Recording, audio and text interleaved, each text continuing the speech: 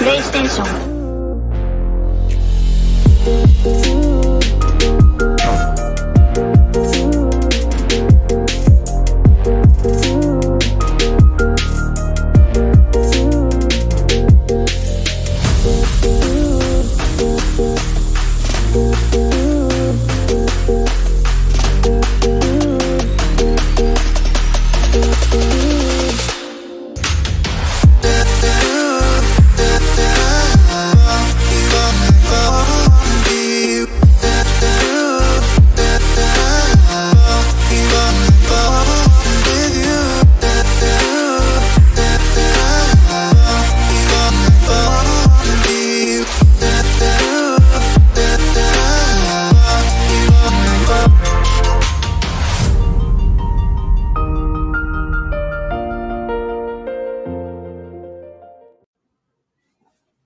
Welcome to the land of long live play, where greatness is always waiting. Welcome to the PlayStation experience. I'm a host, Snurts, aka Joshua Stearns, and joining me is the secretary of the spoilers, the Platinum Princess. It's Haley Nicole Miller. How are you doing today, Haley?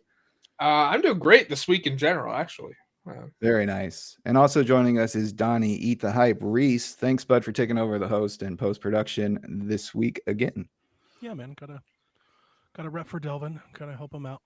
So Absolutely, and best wishes, thoughts, prayers, all the above to our main man Delvin. Best of luck with everything, dude. 100%. Yeah. Well, cool. So who wants to kick off with what they've been playing?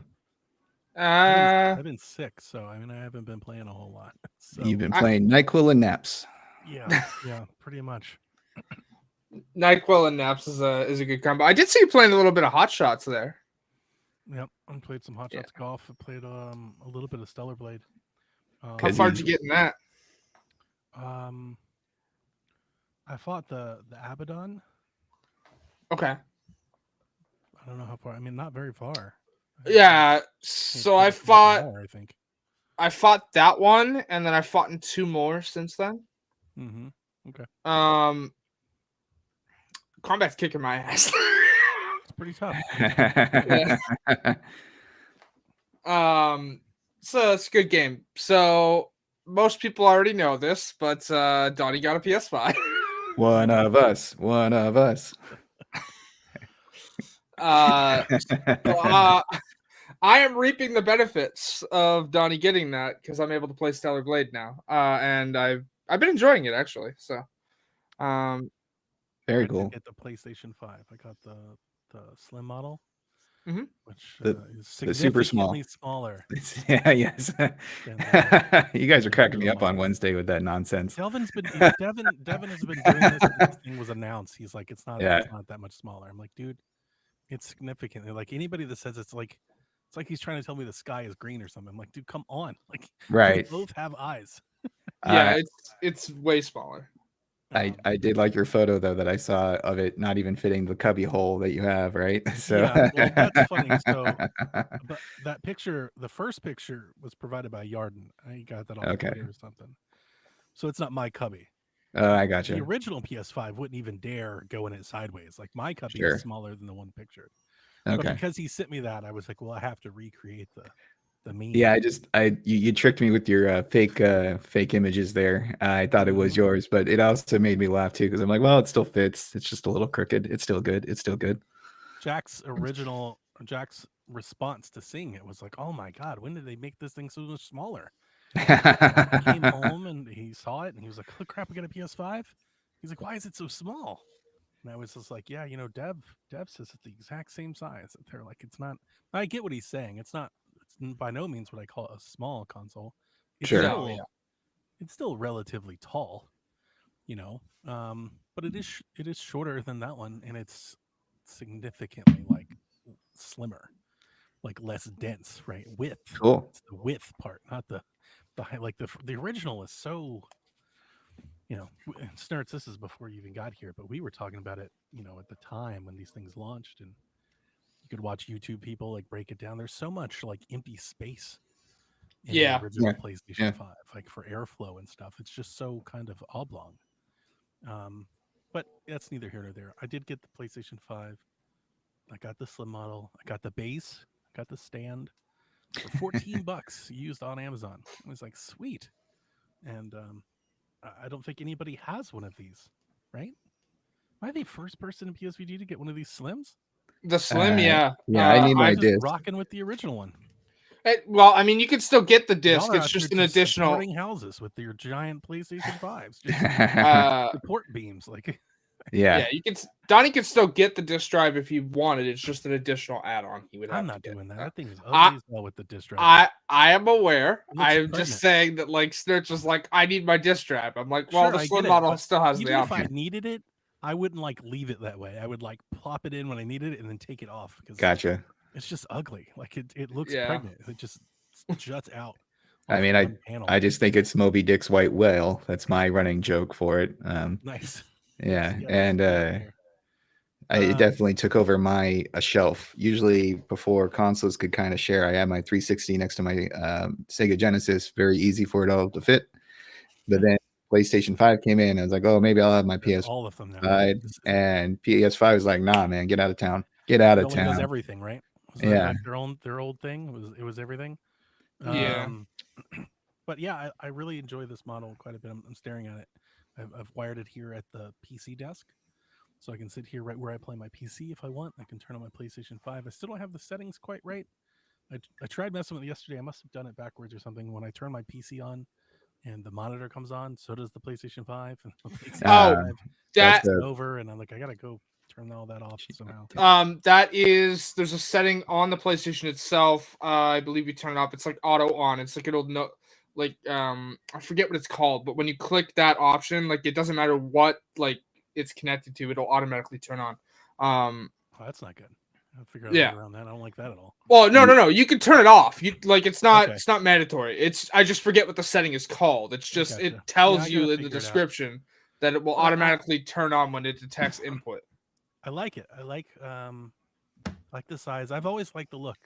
When this thing was announced, a lot of people did it, and I always got like PS4 vibes, like with the line that runs through it, Sure. right? You know, and I kind of like that look.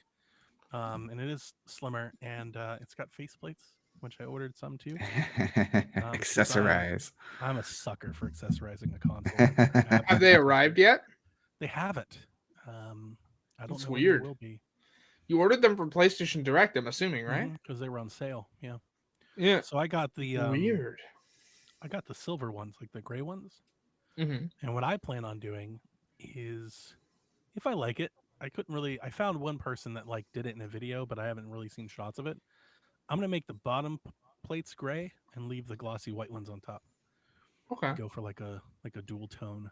I think that might look pretty cool, pretty neat. Hoping that we came up with this on the show the other night, but this year should be like the 30th anniversary for PlayStation. Like in 2019, we had the 25th. I would love some retro anniversary plates. I would buy the mess out of something like that, even if they were very expensive. Because I really wanted that PlayStation 4 at the time and couldn't afford it. So the 20th, not the 25th, the 20th. The 25th anniversary console was terrible. That PlayStation 4 Pro, that big blue one, I thought that was ugly. But the OG one, if you guys know what I'm talking about, the one I do, yeah. Yeah. One themed PS4. Yeah. I wanted that thing something bad and just couldn't afford it at the time. So I would love to turn this into one of those. That'd be great. Well, I'm glad you're enjoying the new toy. Yeah, I said it. I bought it for Astrobot, which I'm sure we'll get into notes here at some point. But Yep. I've been expecting Astrobot to come out for some time. On our Game of the Year, on our ending of the year episode, I told Dev that I thought Astro was coming.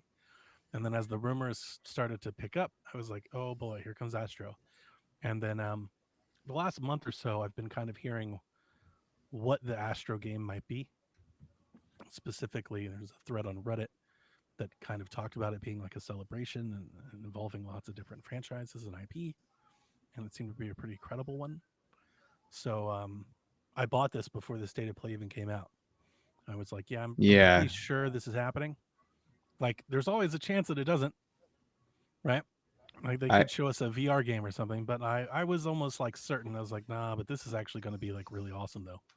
Mhm. I was prepared to laugh at you on the Discord, but you think know a lot what? of people were. You But took your actually, shot, and that's it a worked big out for reason in why your I did it. favor. I was like, this Yeah. is fun. Let's have some fun. Yeah, yeah. Because I was pretty. I'm not sure if it came off that way. I was fairly confident that like this was going to be their big game, and it was going to be like pretty special. Yeah. And I've said it for years. I've not owned a PlayStation because I hate them or anything. They haven't made a lot of games, specifically for me. I feel like I'm not that into Spider-Man. Nope. Like I was really into it when it was Journey and Hot Shots and Infamous and Sackboy, and then when it became Kratos and Spider-Man over and over again, I was like, oh, like I didn't need to have that. Like I don't need to play Spider-Man 2. Like, I just want to point out, like, when Donnie got this, he was like, do we own Spider-Man 2? I was like, yeah. He's like, Jack's going to be so happy. Yeah, Jack's gonna be super excited. Like, I'll probably play it one day. I do like the Spider. I'm not trying to shit on the Spider-Man games. It's just No. It's not essential gaming for me. I'm not like I have Yep. to play it. Yeah, get Jack. It feels like the PlayStation 5 became like Spider-Man is their thing. Like this is the console big one. to play Spider-Man on. So I would recommend getting Jack to unlock like enough of the mobility stuff for Spider-Man, and then you just web sling around the city, and you'll get your fill like in a few minutes. Nice. I've beaten the other ones. I beat the Yeah. first one and Miles. I like them both. They're good games. Yeah. So I'm looking forward to it. Haley was a big factor. Being able to game share and not have to buy all of the games, that helps. Mhm. But maybe more so than any of that was the Days of Play promotion is actually what got me in. It was the Days of Play promotion Right. and Astro. Yeah, the Netflix thing. Yeah, I got $50 off the console, but then it comes with a free year of Netflix Premium, which we pay for. Like, so when I saw that, I was like, really? And I looked at Netflix Premium is so expensive, dude. Even if you're already a member, it's not like a new member only thing. It's like, no, it's anybody. So yeah, but if you buy I already have a 5, console. I don't need another console. Well, sure, but like if you buy a PS5, you save $50 off the top, and they're essentially giving you a gift card for like $200. Yeah. If you have Netflix, and I know not everybody does, but like a lot of people do, and like to me, like that's legit money saved. That's money like that. So I was like, that's an easy sell for me because at this point, I feel like I'm getting the damn thing for like $200. Like I just put Netflix on hold. It's not like a canceled thing. I was like, I'm not using it a lot. I'm mostly using Prime. And they were like, do you want to pause instead? And I was like, well, I know I'll be back in August for Umbrella Academy, so sure. There you go. I mean, it's just like one of those things. Instead of making like my Netflix payment every month, I'll just shift that money to the money that I spent on the PlayStation for a year. You come out which same difference. Donnie messaged me after the show. It's like, so I'll grab this, you grab that. I was like, okay. Yeah, I'm already starting to plan out because I need Haley for the. I assumed, and even Dev was like, yeah, Haley's gonna get all the games. You can just sit there and play for free. I was like, that's great.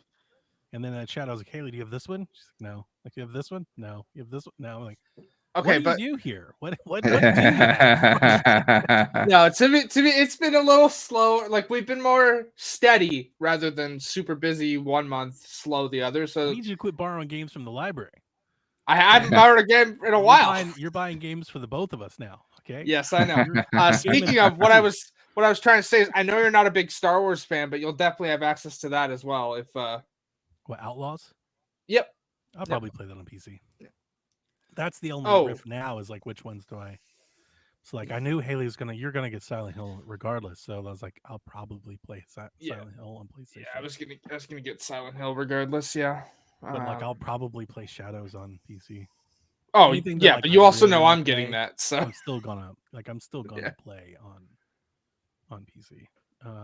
Yeah, Yarden says you're quieter than us. Let me boost up Yarden. You tell me what you think. My Melon did all kinds of stuff the other day, so there's no telling what that could be. It could be anything. Well, nice. Welcome to the club. I actually played a little bit of Diablo 4 after hearing so much from Haley the last time, and I was gonna go with the Frost Mage or Sorceress, and all of a sudden, like this legendary gear drops. It's like, no, you're a Fire Sorceress now. I was like, yes, sir, right away, sir. So it's kind of fun to play that for a bit. Then I got bored of it after like a few hours and jumped back to RoboCop and finished that one up and beat that game. So that's pretty funny hearing you say you got bored. Hi, my battle pass is at 80. Oh, okay. How about now? What does it sound like now? Yeah, that's louder. Better? Yeah, that's louder. Yeah. My battle pass is at 80. The highest rank of the battle pass is 90. Oh, okay. I'm also level 74. There you go. Yeah, I might pick it up again, but I was just kind of like, yeah, okay, I get it. It's Diablo 4. Nice that the Sorceress is back to it. I think I got to like level 16 or 17 or something like that in the playthrough. You level pretty quick up until about 41. Yeah. So. Yeah, so there's definitely the hits of dopamine, right? And then you get the cool skill trees. I do, pretty typical fire stuff, but I do like the constricting snake. That's a lot of fun. And yeah, it feels like Diablo, which is just one of those games that I kind of go back to the well every once in a while. I'll get into it and then I'll leave and be done. But I did have also shout out to Smoking Joe. He just offered a power level, but also I know I said it in the Discord, but I need people to know this man hopped in my game at like when I was level like 39 and was like, hey, let's do your capstone dungeons, and did both of them. So I was able to access like Torment at level 40. Nice. What I do like about Diablo is I can catch up on all my podcasts because I do not give two shits about the plot or any of the dialogue. You don't play Diablo for plot. Like who do I? Everybody do I kill? tells me that. Who do I collect? I always feel like it's so good. Like the cutscenes are so epic. The cutscenes are good. The cutscenes are fine. The story is there, but like I don't care about the little minutia in between the cutscenes. Details. Yeah. Dialogue. Yeah. Like so, like when I'm in, like I have podcasts playing of most games. Hell, I'm gonna be real. I have a podcast playing while I'm playing Stellar Blade. I'm gonna be real. I got a podcast playing right now. That's what I was thinking. That's where I thought she was going. I like a podcast no. and not podcast. I had on a hat. No. I play podcasts with most of my games. It's just how I focus in on them. Sure. But like, to be real, I'm recording 3 podcasts right now. Could you imagine? I don't know how anybody would do that.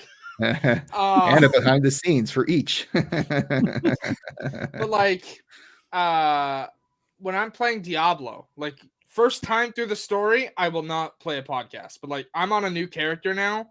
I've got a podcast going, and I don't care.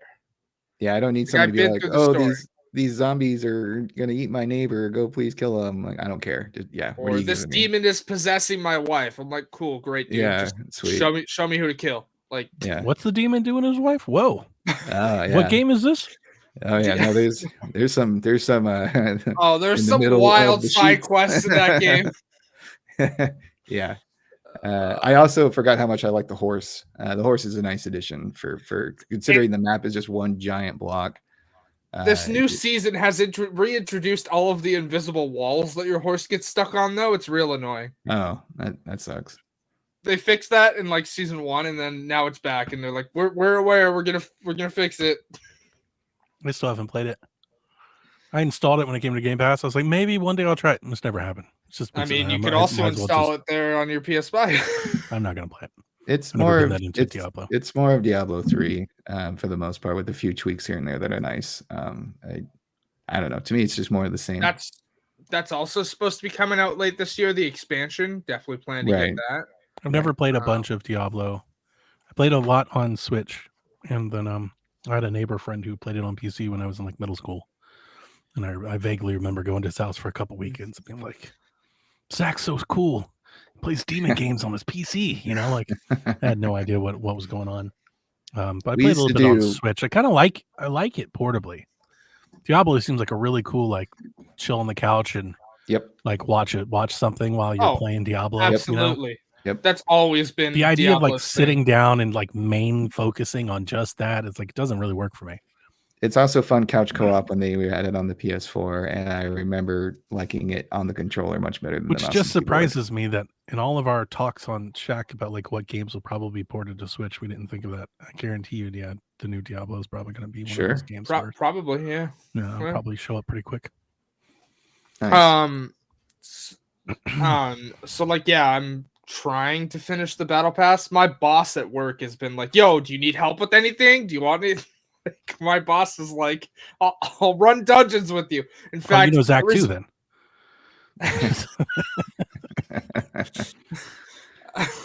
No, my boss Jason literally was like, "Hey, you need to temper your gear. That's why you're dying so much." And I looked at what?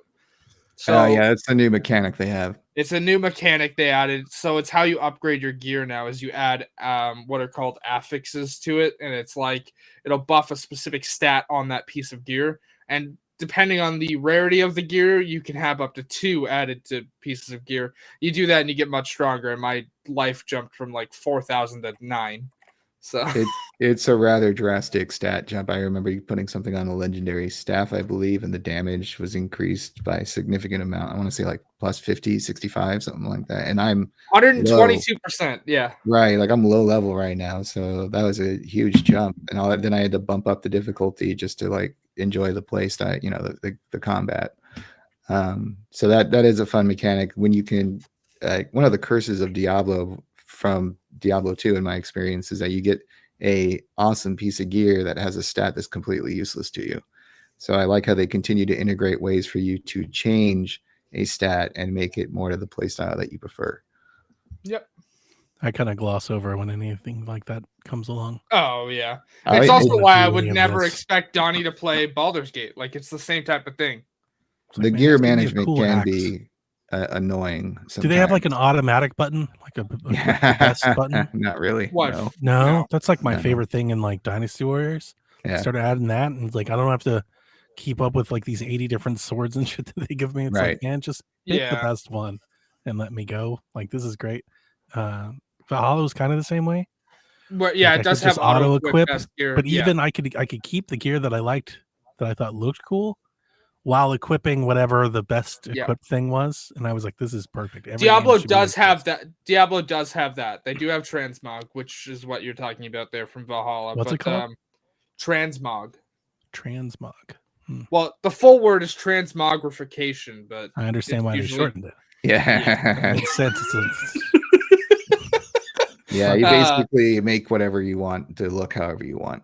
Yeah. Yeah. Well, so like you have the better gear, but you can have it look however you want. And literally, that's why I could never Destiny. Like these whole loot grind things, like they're not really my jam. I don't think I've ever really played anything like that. Oh, I've loved Diablo since I was very little. But also interesting enough, Diablo 4 does not have split screen, but Path of Exile 2 will have split screen.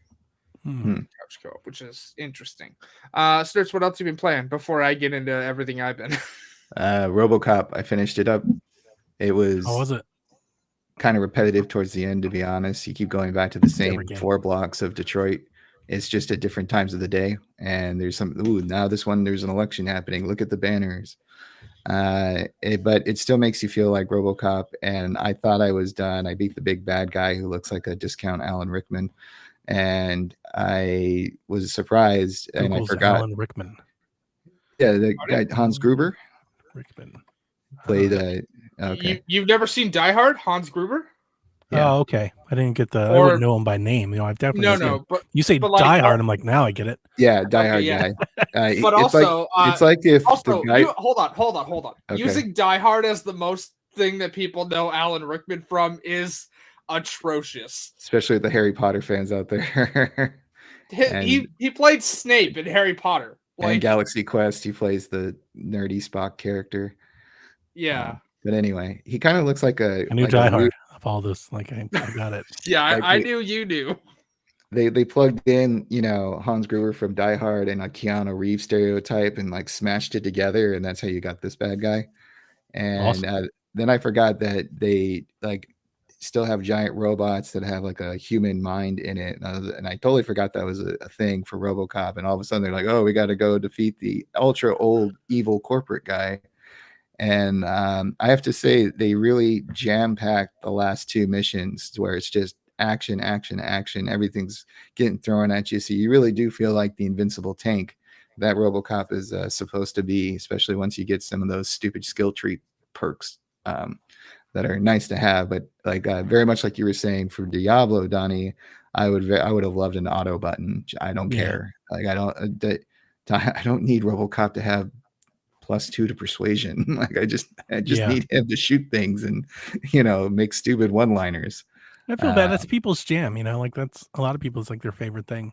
I like Fire Emblem. I mean, I like it. The same way I can auto equip things in units and just keep playing Fire Emblem. But like, there's people that they really get into that stat stuff and they want to make it exactly the way they want it to be. And I get into that for RPGs and certain games, but to me, this was like a Halo game. I'm like, why are we putting all this weird stats in Halo? Just give me an armor upgrade or give me a damage upgrade at the end of a level.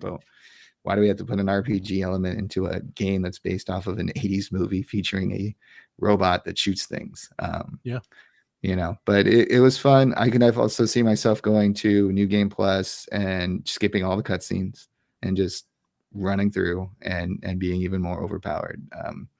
But we'll see. I was eyeing Horizon Forbidden West is on sale, I think, for $40 right now for like one of the more deluxe editions. Have you not played it?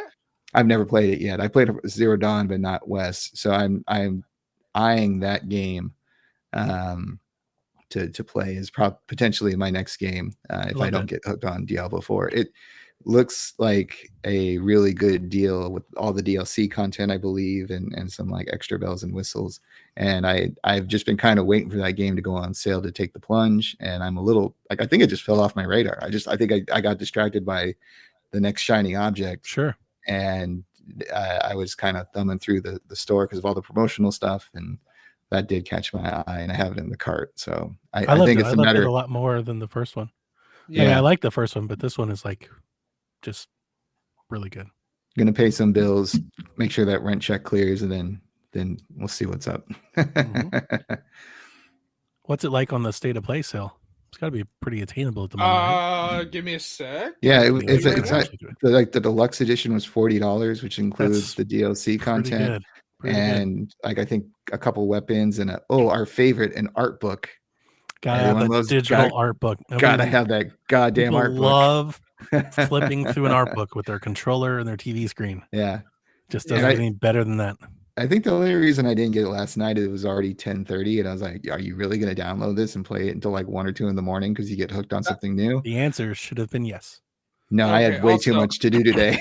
Okay, but also my favorite part is I woke up this morning to a notification on my PlayStation app that Spider-Man 2 was ready to play. I was like, "Oh, okay." Well, I guess that's downloading for Donnie in the middle of the night. Yeah, what I got into the console and trying to figure out how to do the game share and all that, and I got to kick off downloads from Haley's profile. So I just went through and just kicked off downloads for everything. So I had like 50 games downloading like all day. So my favorite part is that like I'm like, okay, so God of War's finished. She can play God of War. Okay, Spider-Man's finished. She can play that. It only shows me like. I don't necessarily know if I like this idea of Haley just constantly monitoring my play activity. I can't monitor your play activity. It only I'm gonna be playing something and she's gonna be like in my DMs like, "What did you think about chapter 2?" I'm like, "What the fuck?" Yeah. How did you know that Internal Affairs was in it all along? Yeah. I don't like this big brother shit.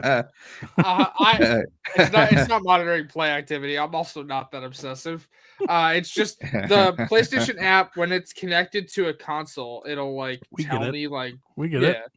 Yeah, it's funny. So. We get it. We get the joke. I know. Explain it. But she could check the trophies that you unlock and deduce. Donnie doesn't care about trophies. I'd have to get trophies first. I don't know if I get them. Yeah, but like, I don't know. A lot of trophies, like even the basic ones that you completed a level, here's a trophy. I mean, yes, but normally how I knew other people from PSPG had completed stuff was like hey, here's what all your friends are playing tab. That's not a thing here. The thing that I loved is I went and grabbed a hard drive because I know that you can store like back and pack games, and I have a bunch of hard drives just around, like just that I've used for years. So I just grabbed one out of a drawer and I went and plugged it in. And to hell if it wasn't the exact same hard drive I have from when I had the PlayStation 5 when it launched. Like Sure. it had like Sure. 20 games already installed on it. It just plugged right in and was like, here's some games. I was like, oh shit. Yep. Yeah. That was pretty cool.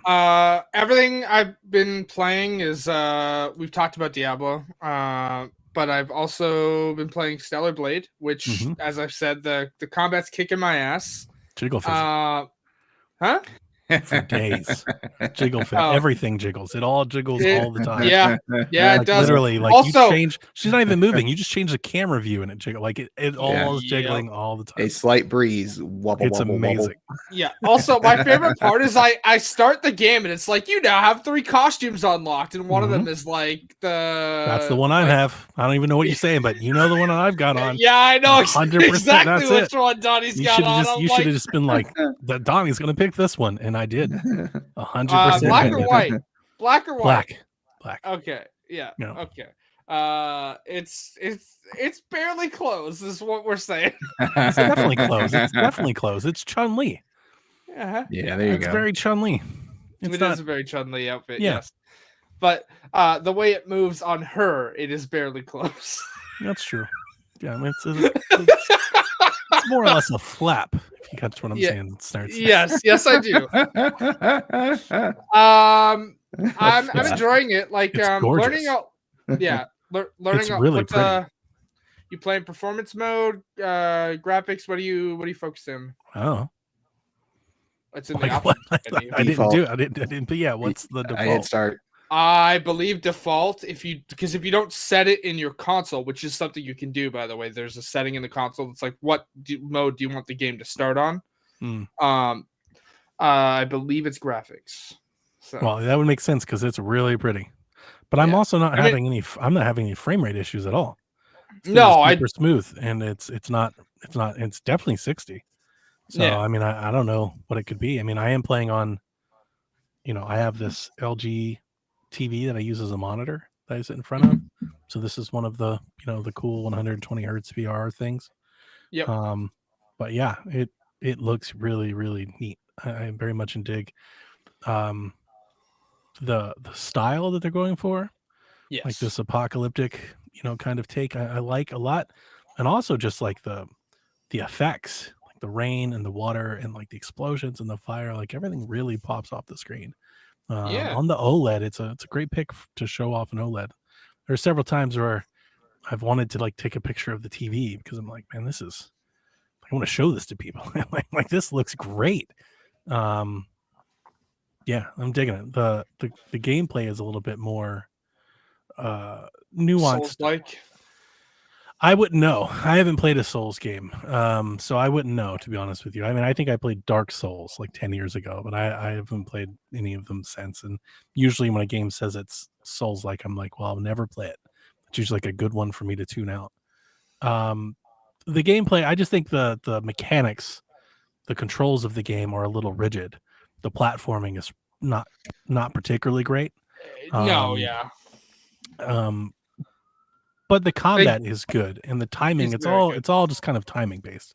And I do appreciate, like, I knew it was hard because Dev has been hinting and alluding to me not liking the game, and I'm not ready to say that I do or don't yet. I mean, I generally think I'm liking it fairly well, but maybe it gets like super hard and I quit.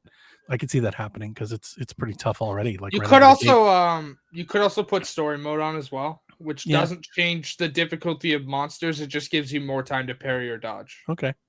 But there's also a significant skill tree. It looks like I can level up to make the game easier. So I'm looking forward to doing that. But like the thing that I was going to say about the game has a dodge button, but it's not really like a dodge button. Like you can't spam like a roll or anything. Like I think you can like a Souls game.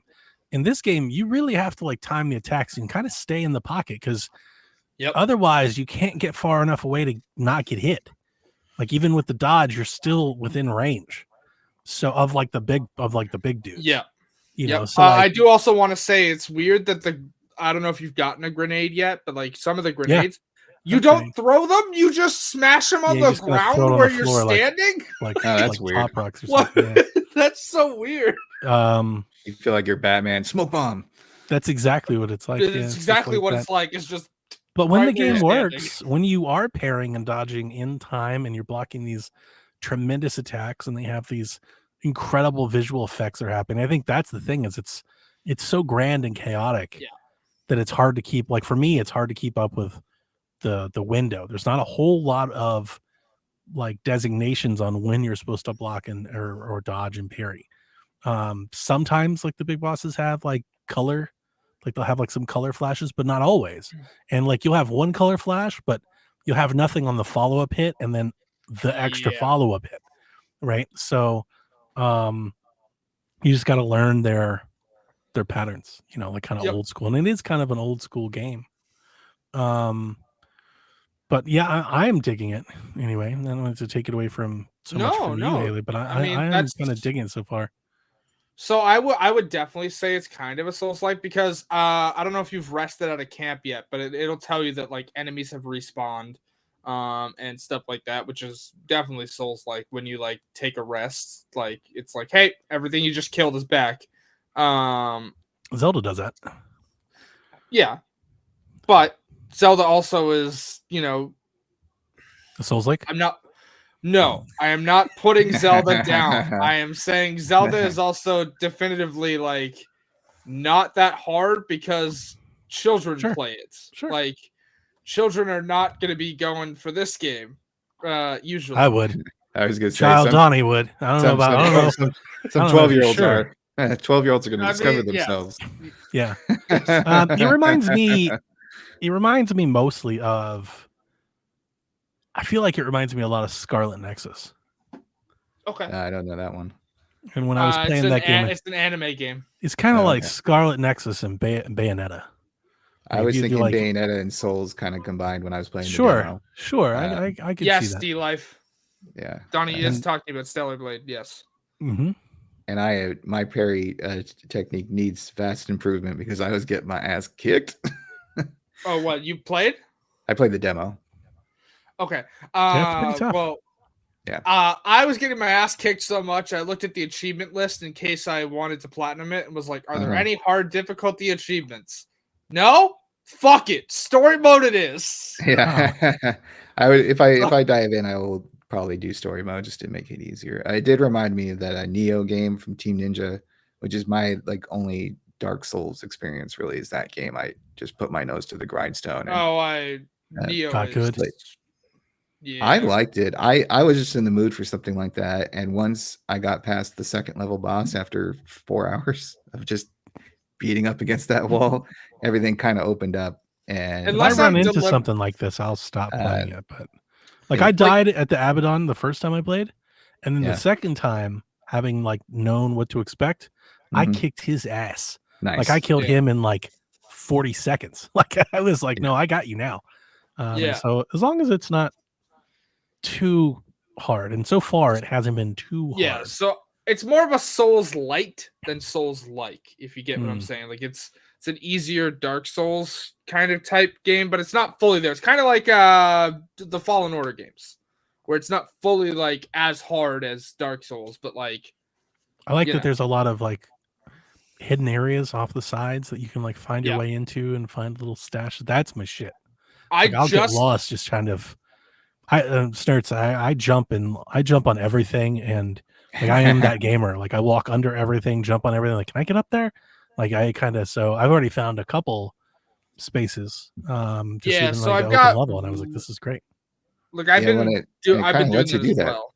Yeah, It- they've got like little passcodes you can pick up Yeah. and find and stuff. Little Yeah. boxes. So I've to got open. one chest I haven't been able to open so far, and I don't know where the code is for it. It's like you have to come back to this later. I Yeah. also found an area where it's like, hey, you can't operate this. This city is flooded. You'll have to come back later. And I think I found the key to like unflood it.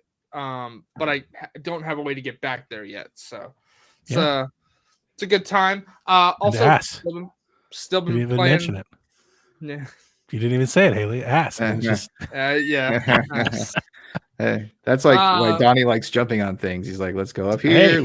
Hey, Do downward angle. Okay, upward let me angle. also point out, when you dodge, when you perfect dodge, the camera does center in on her ass. that's Yeah. good It Bayonetta literally is stuff. like- That's good stuff. Yeah. That's good video game design. That's why it reminded me of Bayonetta as well. Yeah, where everybody loves that. Who doesn't like that? It's fine. Yeah, I don't know. I've also still been playing Fallout. Not a lot though. Most of my time this week before Donnie bought Stellar Blade was Diablo, like 90% of it. Yeah. I played like 2 hours of Fallout here. You're welcome. Earlier. I've saved you. Yes. It's okay. I'll make up for it because I saw the price on Silent Hill and I am yikes. What's the price? It's $93.40. Is that more or less than normal? It's like the same price as all the other games. It's more than normal. It's $5 more. It's weird. So it's $75 here in America? I think it's still actually regular price in America. It's just So it's $5 just Canada's getting the shaft.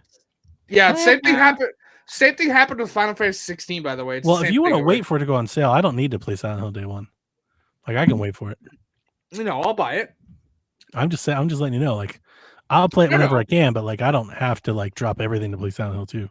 Oh no. Like, I intend to get that for the podcast. Like, I might play the OG for a little bit beforehand. I'm not sure.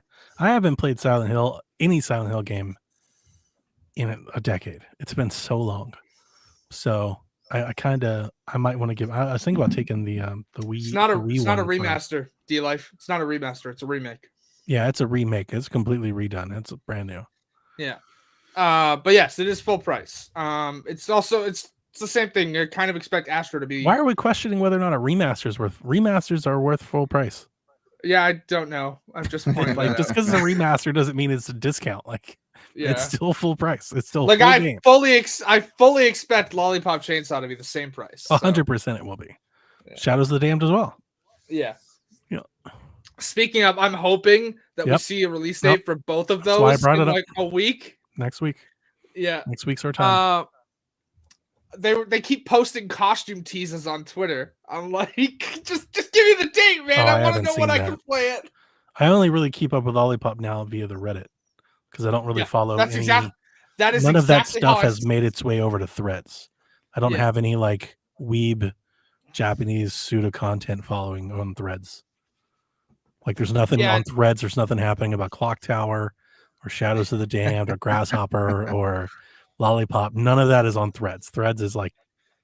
That's how I saw the costume tease this morning, was that like it was posted on the Reddit thread for Lollipop. So, but yeah, no. The only other thing I did this week, if people didn't know, is I went to a concert, kind of. Local radio. How does one go to a concert? Kind of a concert. Well, kind of go because did you like? It was more go stand outside of it and hear it the homeless guy on third, and he was playing a banjo. It was more of a contest than a concert. Like our local radio station, basically our local radio station, who I met two of my favorite hosts who also released their show as a podcast, which love it. Soper and Brown show. They put on what's called Rock Search, and like Finger 11 was discovered through this. I'm not paralyzed. Yes. Okay. Yeah. Glorious Sons also discovered through this as well, if anybody knows them. Nobody does. But like, anyways, I've been lost since the word brown. So I went to this last week, and it was a good time. It was 6 bands, each playing a 15-minute set. And then that's how all concerts should be. It's like, this is pretty good, actually. 15 minutes. It seems like a concert to me. Or show. Get your shit and get out. Well, yes, but like then this week, happening right now, actually, they're having the finals. So you're missing out. Go quick. Yeah, but it's okay. I'm just kidding. That's cool. It's nice to get out and see some live music. First concert I've been to in years. Yeah. I got tickets for concert in August, my next one. But we do 3 or 4 concerts a year probably. I've never been a big concert goer. The only main like stream band at a big venue was Tool at Staples Center years and years and years ago. Cool. But other than that, I was more into Sean the loves drum them. and bass and raver stuff. Yeah. That was my jam for a while. But I now I'm gotta tell just so you, old. I don't we're really not want to as go into out. it as we used to be. You know, like the last Yeah. one we went to, we're just kind of like sitting in the back, you Yeah. know, like away from everywhere. Like, this is all My right. idea We can spot go. is if they have like a second floor balcony that looks down Yeah. on the dance floor Yeah. and everything else, and I can just kind of get a cocktail and sit down there for a Yeah. bit. And I'll go do some dancing and whatnot for a little bit, but I'm I'm not. old and out of shape. So Yeah, I'm like not after doing any of 10, that. 15 minutes, I'm like, okay, I'm ready to sit down again. We are front row balcony people now. Yeah, That's front row the best balcony's place. best. Yes. Front row balcony. I love that Down too. on everything. Who are you seeing in August? I am going to go see the Gaslight Anthem, which is one of my favorite bands that I've always wanted to see. And by the time that I discovered them, which is video game related, actually, I discovered the Gaslight Anthem. I'm not sure if this says anything about me because apparently they were very popular for a moment in time, but I just completely missed them, which is not crazy because I'm not one to like really listen to the radio or anything. I can't say that I've been in the music scene for some time. I kind of just listen to the music that I like, you know, on my phone. I discovered this band through Guitar Hero. Okay. And I was playing a song in Guitar Hero that I liked, and I was like, I like this band. This is kind of cool. And my daughter liked them. She really liked singing their songs, so we played it a lot when she was really young. And I looked them up, and they were like the Gaslight Anthem. There was like a whole Rolling Stone. It was a Gaslight Anthem breakup, and I was like, what? This band I just found is not even a thing anymore. And I started listening to their albums, and like I legit love them. Like one of those bands that like 10 out of 12 songs on every album I'm into. Like I love the band. So Paramore, like the for me, B-sides then. and everything, the whole thing. Yeah. And I was like, damn, this sucks. Like I love this band and I'll never see them. And then they put on a reunion tour a couple years ago where they did 4 gigs. They did Jersey, Chicago, London, and something else. And I really tried to get to the Chicago show, but I couldn't. And then years went by, and then now they're actually doing like a full reunion tour. And they're coming to Atlanta in August. And I was like, we have to go. Sweet. Like, I can't not go. So yeah, we bought 2 tickets, and I'm not even actually looking forward to it because it's like a long way away. So it's gonna be like a long drive there and a long drive back, and it's like, but I gotta go. I don't think I'll get another chance to see him again. So I mean, that's the thing with going to concerts. You do have to put up the fact that you're going to a concert with however many thousands or you know people are going to also attend. I do. Your comment was very reminiscent of when I was a younger guy, maybe 8th grade, 9th grade, and I was into like Nirvana and Sublime, and it was like, how come all these bands that I just discovered like they're not around anymore? Yeah. And even recently, I was looking up System of a Down stuff to see if they were going to be around, and I was like, oh wait, they're done. They've said that many times. You've read those interviews, duh. Like you've heard. Like Sum 41 is putting on their final tour. Yeah. That makes stuff sense. like that, right? It's been a while. Yeah. And then you have the old folks who just they're going on yet another. They won't final stop. tour. Pearl Jam, Metallica, and stuff. You'll never get them to go away. Some grandpas out there. AC/DC still tours. It's absurd. Yeah, it's crazy. But hey, good for them. Yeah. All right, I think we're good to move on to news. All right. So you want to take us with that first one here? Yeah. Yep, absolutely. I'm just grabbing the image that I linked there. So cool. So this is like NPD for April 2024. It's mostly we're just gonna talk about the PlayStation stuff here. But so top 10 games on PlayStation ranked by monthly active users in the US only before anyone takes offense. So Matt Piscatella tweeted out, as he usually does when NPD was released.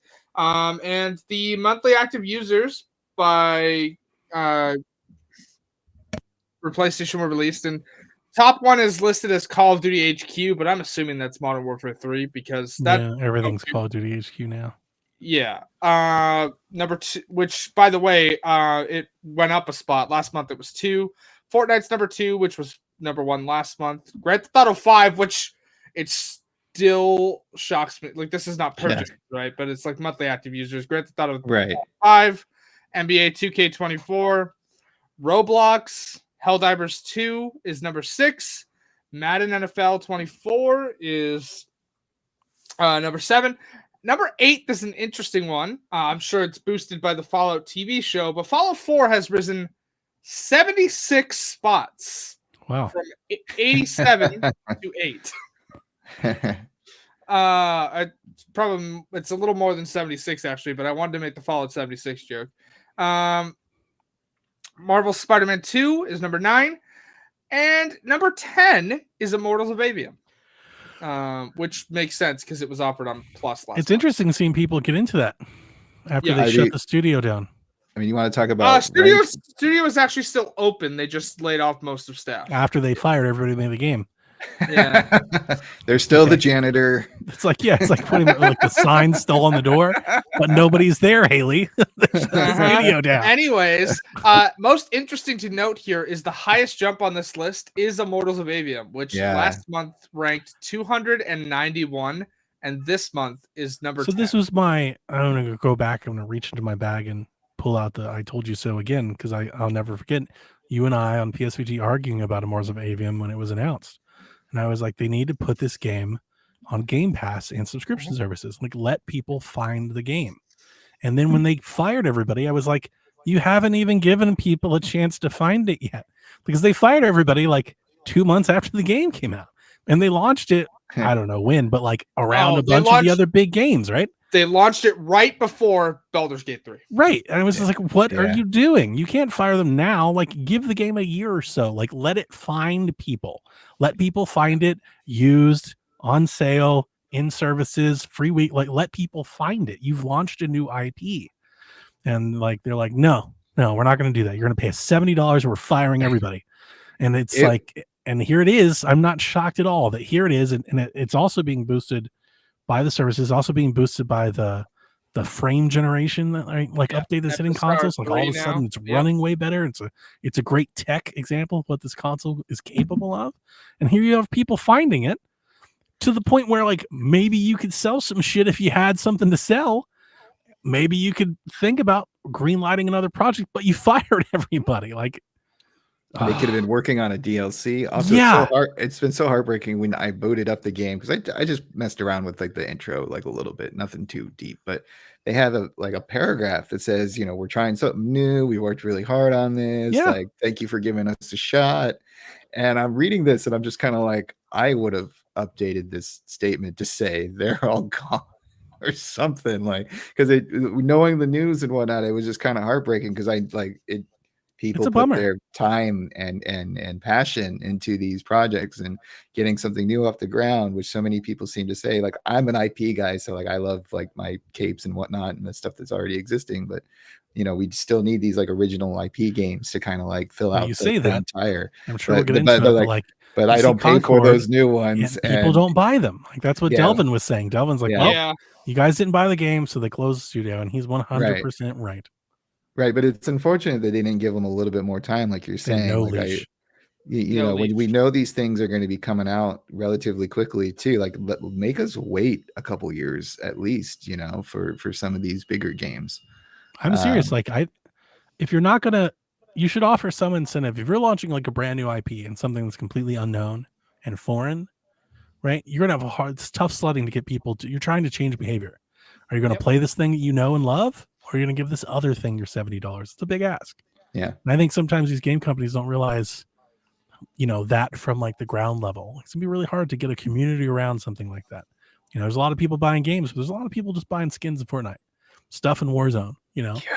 And I was just like, you got to do something like, even if you wanted to launch it at full price, then go on like a really heavy early discount promo like Ubisoft does. Yeah. Like, get people into the game. Get people playing it. Did they do a demo for this game at all? After launch, yes. There is a 3-hour demo. It is actually how I bought the game, because they put the demo out. Like, I wanted to get the game at launch, but I had to choose between that or Baldur's Gate 3, and I was going with Baldur's Gate 3.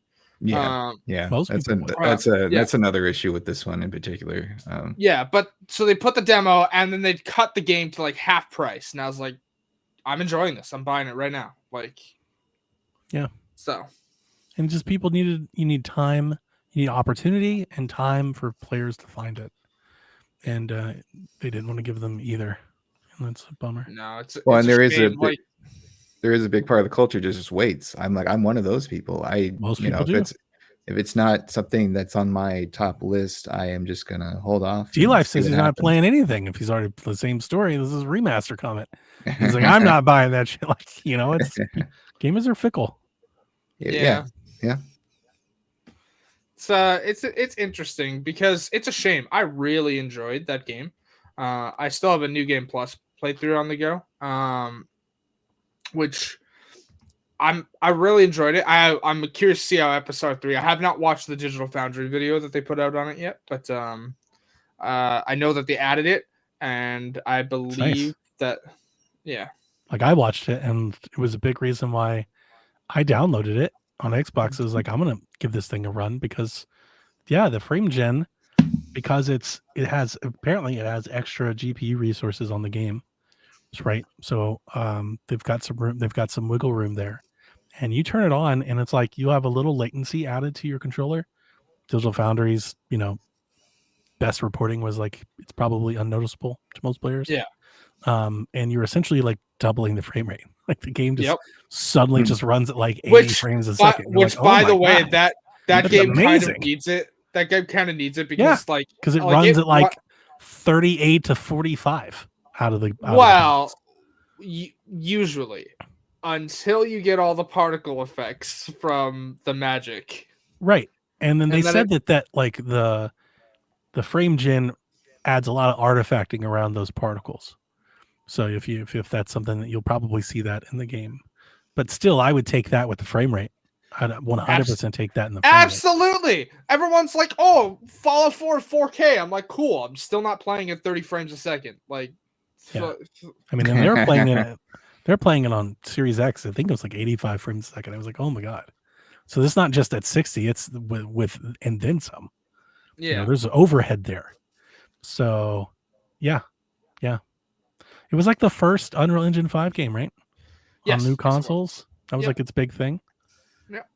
Yeah.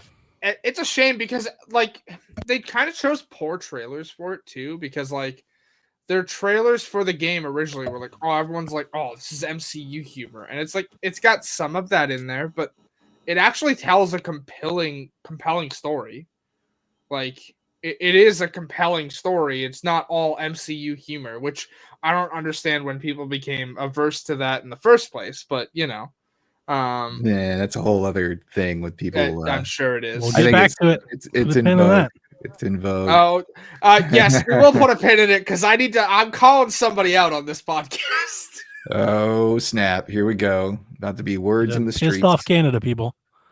Yeah, it's funny. Let me tell you Canada something, people. buddy. They're gonna start catapulting beavers into the south. It's funny you mentioned Canada people. I wonder if you know who I'm calling out. Justin Trudeau. Wait a minute, it was the Canadian Jeff Keighley. Who's that? That is Jeff Keighley. Jeff Keighley's Canadian. Oh, that's right. He's Canadian. The other one. The other. The alternate. The alt. The alt Jeff Keighley screen. It's like if he was in Smash, Jeff Keighley's alt. Yeah. That's funny. I also noticed that Helldivers is continuing to dip in the charts, and when I saw this, I was like, sounds about right. No, my circle upon the Venn diagram of colleagues and peers and family members who play Helldivers is all gone. I get evaporated like in the hot summer sun. So I'm not surprised to see it continue to dwindle down the chart there. My friend that was really into it has also moved on. Yeah, I'm just over it. Well, I think a big part. I mean, Destiny, right? Like its big resurgence, big I think, is gonna eat into that, and you can only have so many. It doesn't mean they can't come back. They can come back. No, it'll come back probably. As soon as finding over. other things to do. It's going to be like Diablo for me, where I put it away for months on end, maybe even a year, and then I come back to it. And I'm like, oh, it's still there. Cool. Get your fill and then move on. And I had my Friday night game movie night, and we were talking about like maybe we'll just try Multiverses or some other cross-platform thing that's out right now. See if we see what that's like. We had fun with it when it was in beta. I mean, I heard the launch is kind of. Delvin Jr. is not a fan of the UI. He's been messaging me. Oh, really? He's literally. I remember it being an obnoxious free game with the buy, upgrade, buy thing here. It got worse. It got worse. Oh, I've no. seen screenshots. He sent me Yeah. screenshots. He's literally like, "How did they make the UI worse?" It's a bummer. I I am was like, a "Oh, partial to Wonder Woman, and I like the idea of playing Jason or Agent Oh. Smith. Speaking of multiverses, by the way, Sure. so they tag their characters with like different denominators, right? Like human, non-human, Right. yada yada. Right. Defense mage, attacker, Do you know what the non-human moniker is for? No. Okay, it is not for describing a character with superpowers. It is usually designated for a character like Scooby-Doo or Gremlins, like stuff like that. Like a creature. Yes. Explain to me why Multiversus has Wonder Woman labeled as a non-human. I'm trying to think of the thing that's not sexist or just talking about her lovely looks. I mean, which, by the way, she is also labeled as human. She's labeled as both. That does not make any sense. Isn't demigod? That's what I was thinking. I was like, isn't she like a god or something? She is a demigod. Yes, like an immortal. She's not immortal, but I think she is ages really slow. Yes, really slow, kind of like a vampire thing. But I get it. Anyway, I'm not too much into the Smash Brother clones, but that it is something fun every once in a while to just kind of pick up, play for a little bit, and I'm curious to see if I'll like it because I have, like I said, I have not heard good things, and then here we are in the podcast, and I continue to not hear good things. So I've never played the game, so I've never played Multiversus, so don't take my word for it. But like, I still find it very funny that like Velma's like special attack is calling the cops on someone. Yes. Yeah. And it's very Toon Forcey with Bugs Bunny, which was neat. Like I do like the idea of me just jumping up and all of a sudden I'm on a rocket or I can smack somebody with a mallet. Yeah. It has potential and the IP is fun, especially when you're mixing in Max, which should be still called HBO, those idiots. And Warner Brothers, Looney Tunes, Cartoon Network stuff. I mean, there's a lot I know there. Rooster Teeth just closed, but apparently from unused dialogue in the game so far, Ruby characters are going to be added. So yeah, cool. I mean, they had weird things where like a Mr. Mises box shows up and you can hit it and it goes running towards your opponent. It's very silly. I love the creativity of it. I also struggle because I'm not used to those kind of fighters where every direction, like a Smash Brothers clone, does something different. Versus something like Dragon Ball Z Fighter Z setup, which was more my wheelhouse. But that's okay. I don't mind sucking at the fighter games. It's always been my case. I remember seeing somebody play Marvel vs. Capcom when I was working at EA, and I was like, "Oh, can I play?" And they just I don't think my body ever hit the floor. Yeah, when you see some of those people like combo endlessly, it's something. I knew I was in trouble when I saw Storm and Sentinel. I'm like, oh, he's one of those. God damn it. I just want to play Cyclops and Ryu. All right, take us to our next story there, Snurts. Okay, what's our next story here? We have something about Sony just leaked Destiny 2's The Final Shape expansion early.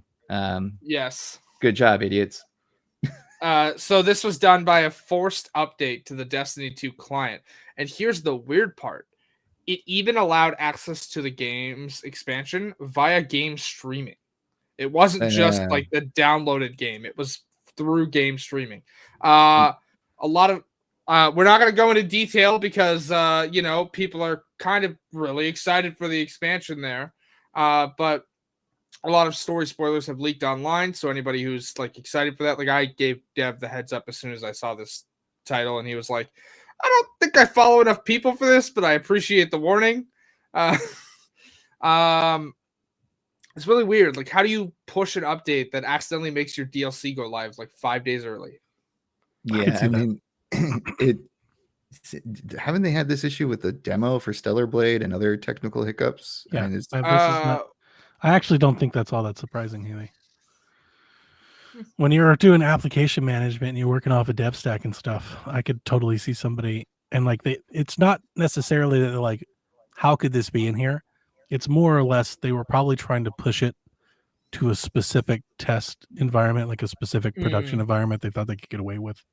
Like maybe they're going to test it to like a server stack that only covers like this territory or this group or whatever, because they're just trying to get hands on with it in production, in a real world environment. to see if there's any issues that are unforeseen, because their dev environment's sterile, right? Like people ask this all the time, especially today with these updates. They're like, how do these games come out broken?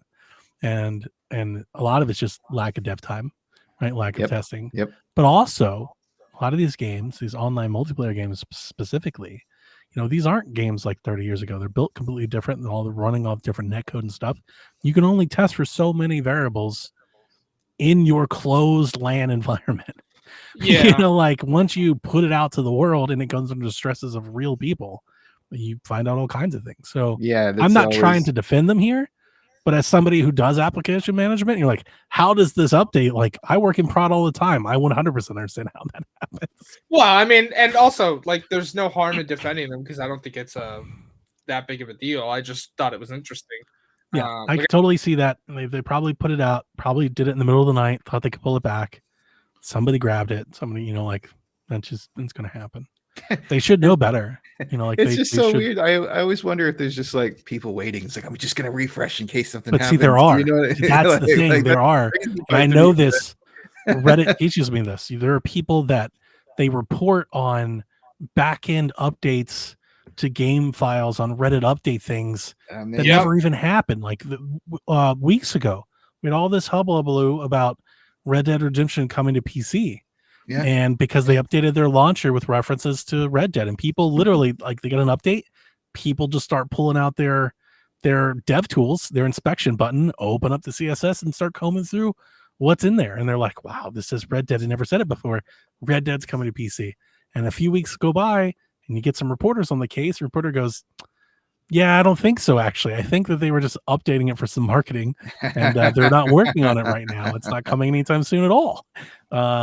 So there's like a disconnect between the like Sherlock Holmes investigation that they're doing on their side with the actual results. Yeah. You think you have a smoking gun and you're like, right. And then you want to be the first. You got to be the first because we're all content creators now.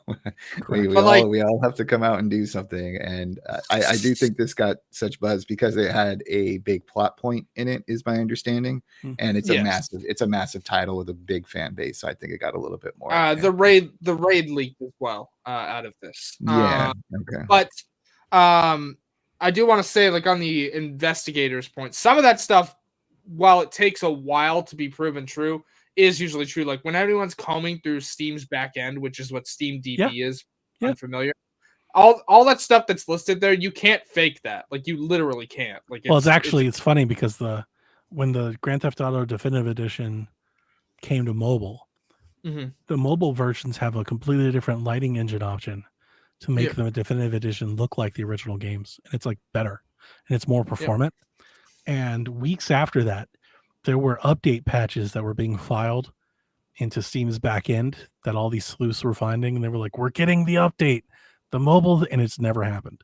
No, yeah. They just, all these files got put there and it's just never come out. So I wonder if there's someone who's going to be like, I'm going to turn the tables and I'm just going to put out all these false flags, right? I'm just that stuff. Once that stuff is put into DB, it's there. It doesn't ever have to come out, but it's there in the back end.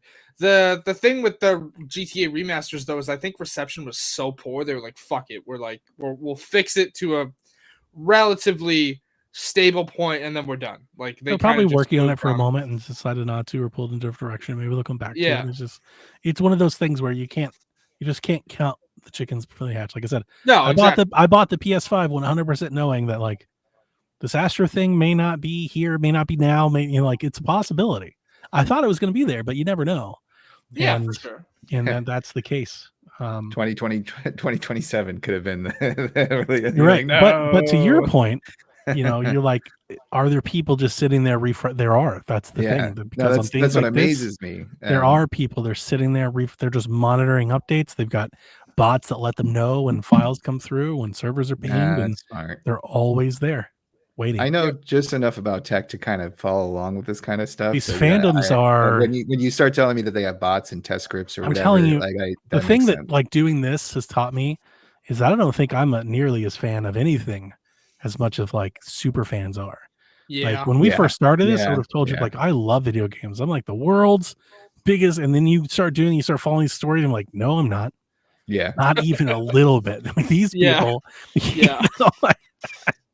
Like so much in But- life, I always feel like a B student, and so I feel passionate about it. I can talk, I can have really long, in-depth conversations, And then you meet that person, and then you meet the next level, and you're just, never mind. okay. Like I don't even want to be. Yeah, you're like, Let me go find. Can I go talk sports Exhausting, dude. bars with like the local drunk? like what's? Yep. Some of these investigations though are how we got like reports of things like we know at some point there's going to be a Fallout 3 remaster. If it hasn't been canceled. Well, you can't say that because the entire Xbox thing leaked, their entire roadmap, and several of those projects that were listed have not come out and have not been, confirmed. So you don't know. Yes, but this one was put in DB, so it was a thing that was being worked on, whether it actually comes out or not. Yes, exactly. Just you got to put the caveat on there. You don't know. Like the best example I can give you this, Snarts, was years ago. We had Jeff Grubb over on Nintendo Shack, and he dropped to us that Ori was coming to Nintendo Switch. Before anybody, he was like, "I'm going to give you this one because I know how big a fan of Ori you are." He's like, "Ori's coming to Switch." And I was like, "Oh my fucking God, this is amazing." And he's like, "It's going to be in the direct this week." And we teased the shit out of it all week long, like constantly. We're like I was taking pictures of like Ori on my TV and my Switch in my hand and being like, "Oh man, I'm so excited. I can't wait to play my Switch." Right. And then the direct came and went, and there was no Ori in it at all. And everybody was like, "What the fuck?" It was like the only time I got a taste of what it's like to live like that guy every day. And I was like, "Oh God, this is a disaster." By the way, before we even get to the direct, like everybody kept like going off on Grubb the longer. And it's a part of that goes on. And so I messaged him, and he was like, "Yeah, like my folks says it's done, and they said it was going to be here, and it's not." And that's when I learned that like when it comes to this marketing, there's all these projects in the works, right? Nintendo, the way that they work is like and I imagine this is the same for everybody, maybe not Xbox, but they'll tell you, they're like, "All right, we're going to do a show and we want you to submit stuff, like give us a trailer or something for your stuff." Yeah. But then you don't know if they're going to use it or not. Yeah. So like you can tell them like, "Here's our stuff," and you can go tell the world our games in the next Nintendo Direct, and they could just not include it and be like, "Nah, we didn't want to do it this time. We'll catch you next time." And that's what happened with Ori. Like they saved Ori. It was like in a direct like 2 months later. Sure. I mean, when there's a lot of people involved with these kind of things, and actually that reminded me of the one of the cooler things I did was trying to capture in-game footage for ads and like IGN reviews and stuff like that when I was doing the video game testing. And I remember we specifically with the Transformers game, we were doing something that I thought was amazing with Starscream, and like it was a really cool action part. And we get the trailer, and I'm like, I can't wait to see this thing because it was really hard to pull off in the game. And they were like, "Yeah, it didn't work. Like we just kind of did the splashy stuff and shot a couple things." I was like, "Oh, like if you saw like Starscream like backflip, rocket somebody, turn back into a ship, backflip again, and shoot people again," I was like, that's awesome. That's like in the movie. Woohoo! That's the problem when you're not the editor, you don't get the final say. So it's a long way of saying when you see these data mines and you see these codes and these sources, like it is smoke that there's something there, something's being worked on, but it's a far cry from any sort of reality. It doesn't mean it doesn't even mean that it is coming. It just literally means that at some point, sometime, somebody worked on it. It's almost like you need multiple resources to confirm that something is accurate. I think the ratings is where they actually get you. When you see a rating come through in a different country, that means it's actually being readied for market. They're filing legal stuff, they're filing trademarks. Like that's like when it's kind of legit. And that's like one of the things that wasn't in the showcase that's been around is like there's a certain Lego rumor going around for PlayStation Land. That's been widely documented outside of that through that. So like that's it, wherever it is, however it is, it's somewhere like that is going to happen at some point. Midori tweeted that more PlayStation first party stuff is going to be at SGF. So makes sense. They've done that too. Like I wouldn't, they've always done that, right? For the last 2 or 3 years, they've done that. They always have like 1 or 2 more things for Jeff's show and then on their show, and then they have something there. Tom Warren was like, "Well, more stuff's either going to be at SGF or a PlayStation showcase in September." And I'm like, "You on to really that?" And what was? Hang on, what was the screenshot from Jeff that I told you? You're all pissed it didn't happen, but you're all going to be pissed when it's not everything you want. And like the cycle continues, like you're exactly right. But also, I think my favorite thing was like some guy tweeted at Jeff going, "Just admit it's over, buddy." And Jeff Brum, the day the direct announced, quote tweeted it and was like, "I ain't your buddy, boy." Good for him. Yeah, he deserved it. He does. He does. All right, next story. So, what is this Bloodborne cart nonsense you shared with us, Haley? Okay. We have a complete rebranding of a Bloodborne parody. Nightmare Cart is finally released to the general public, and the PS1 vibes are immaculate. Yes. So this has been a thing for a while, actually. Someone on the web had been working on a Bloodborne kart racer, and they received what I believe at the time was basically like a cease and desist of using our materials. Like, you can't call this Bloodborne cart. You can call it something else. Yeah. And release it, but you can't have Bloodborne in the name. And everyone's been hyping it up because it's like an old style PS1 kart racer, but like it actually looks like Yarnum and like all the Bloodborne stuff, and it's just a kart racer. And I just thought it was interesting that it's finally out. My initial thoughts, just looking at this article and some of I didn't watch the trailer, unfortunately, but it does kind of give me, it's a kart game for goths. Yeah. Yep. Which makes me really miss Mod Nation Racers a lot. I mean, I'm always down for a fun arcade sportsy thing. I was talking about this with my buddy the other day. I love kart racers. We have all these what I call simulations of sports and racing and whatnot, and I would really like to see a not a rival or anything, but just a small slither, someone falling under the radar who can make more arcadey feeling sport games and We've got a couple. I love these things. Like you're talking, you're right in my wheelhouse. Yeah, exactly. Yeah. We've got like Retro Bowl. If you've never played that and you're into like football, it's super fun. It's like kind of like Tecmo Bowl. Okay. Isn't Blood Bowl a thing? Yeah, that's not like what I think what he's talking about, but yeah, it is a thing. I mean, that's why I still have my Sega Genesis, as I fire it up and play, Mutant League Football or NBA Jam. I was just about to say, we had NBA Playgrounds, which was a lot like that. Also, if you're into racing, I just reviewed New Star Grand Prix, which is like an arcade F1 game. Yeah, and they're awesome. I love everything that they do. Like I miss NBA. I miss NBA Street. That was fun. Yeah. When I was in San Diego earlier this year, my youngest sister and I played a Mario Kart arcade game, and it did kind of was very reminiscent. I actually, like a few weeks later, as I got back, I pulled out my 3DS just to play that. I forget which Mario Kart version I have on there, but there you go. And it's just it's enjoyable. Mario Kart is one of those things that I do miss. When my middle sister and I left actually at the same time, because it took me forever to leave the roost, and we had an N64 and a Sega Genesis, and we kind of looked at each other and was like, all right, who gets what? I said Sega, and she said fine. Poor choice there. No, not at all, because now I have a 3DS that has Ocarina of Time, which is the only game I was really worried about.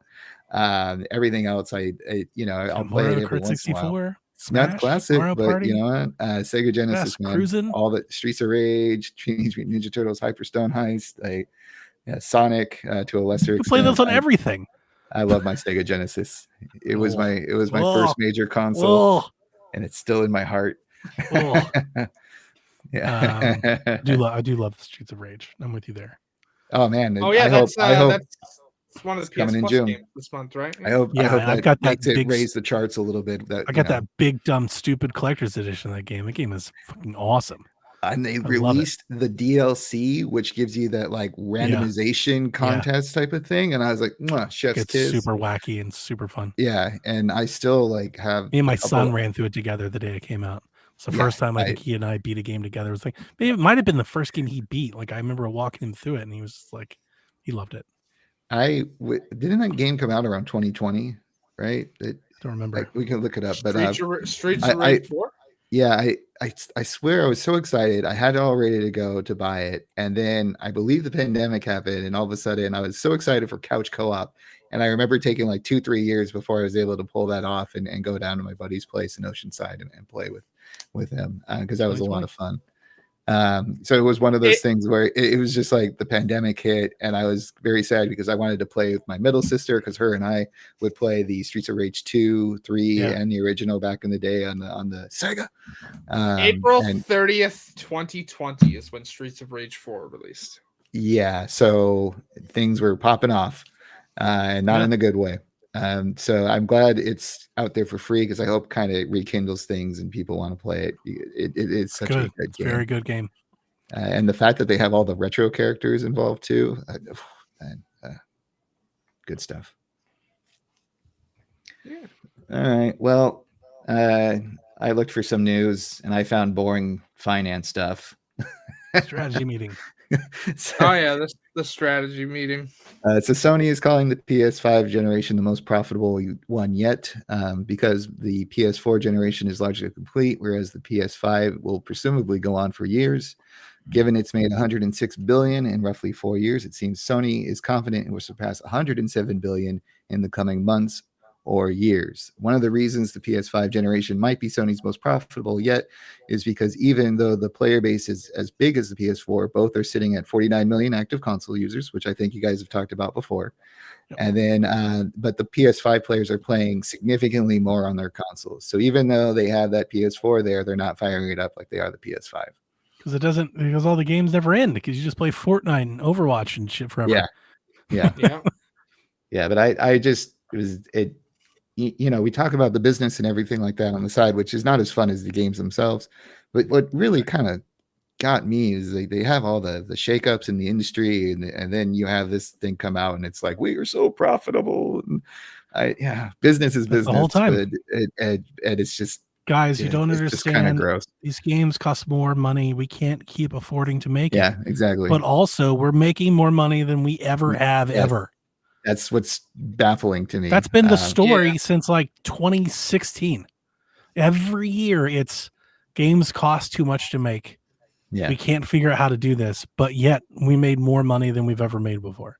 And the crazy thing about now in 2024 is that their revenues are so boosted still from like the normal that they were at like 2016 to 2020. Right. Like if you take that 4 period and take this 4-year period, it's insane at how much over they are, like how much more they make today than they made in 2020, but yet they still don't make enough. And the reason why, they'll never be enough. They'll never make enough. It's a never-ending game to make the most money while spending the fewest amount. Yep. It's also Hollywood accounting. It's like this game. It's the same way that like it's anybody who's familiar with Hollywood accounting is very familiar with the Empire Strikes Back. Yes, how it's never made money. It's never made money, but it's the most profitable Star Wars movie around, but never made money.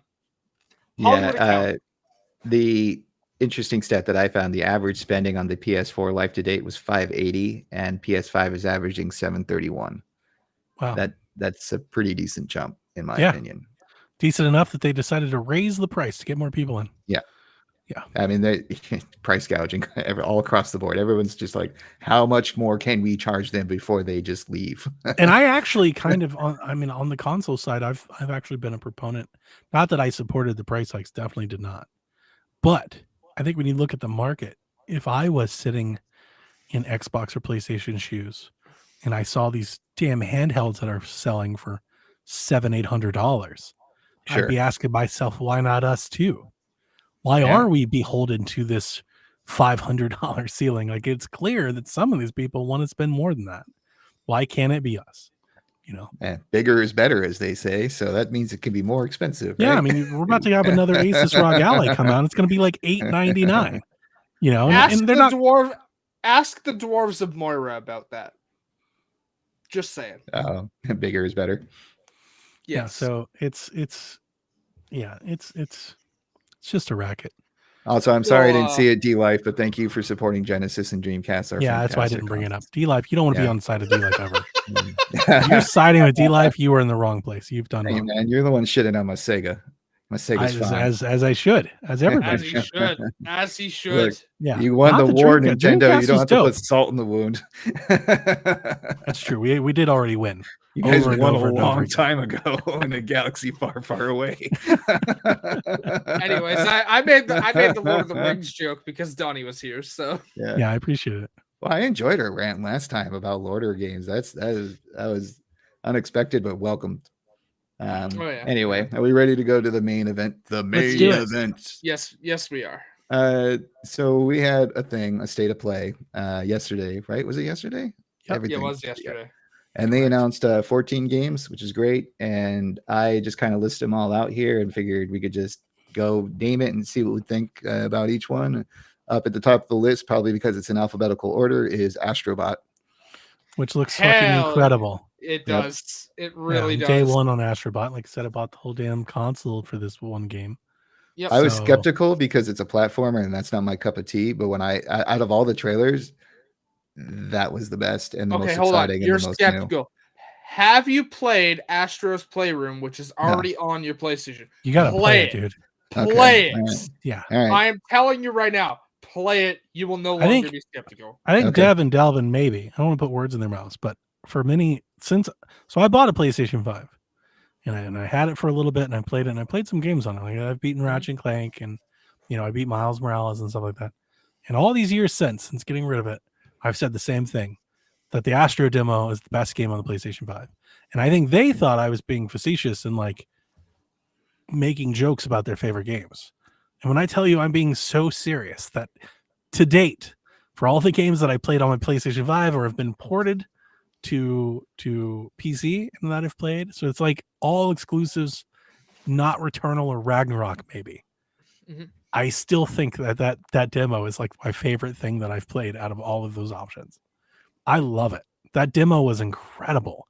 They should have sold it. Like it's insane how good that game is. It's one of the best. It's like Wii Sports great pack-in. It's like one of the best pack-ins ever. Like it's so good. And everybody should play it. And I honestly poo-pooed it just because I was like, platformer, that hurts. Me. This is why your Sega Genesis is trash and you throw it in the garbage. Okay, this hurts to hear. I am telling you, whether you like platformers or not, which not liking platformers, that's a whole other discussion. We will discuss at some point because how dare you? But also, Astro is so good. That little tech demo that you're calling it has its own platinum. I platinumed it. That game is great. It's so good. It's not a demo.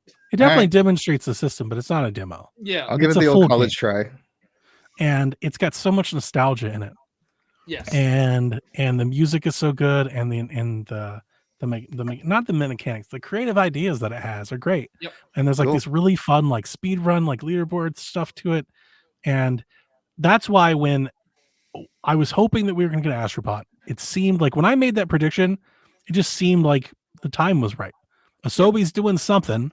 What are they doing? VR is a train wreck. Like, I hope that's not what they're doing. Well, that'd be a huge waste, and it's been 4 years. I'm like, yeah, it's about time. And 4 years, man, 80 levels. I'm so excited. So when the rumor started, when the drum started to pound that this was actually going to be a thing, I got really excited. I've been talking about it for months.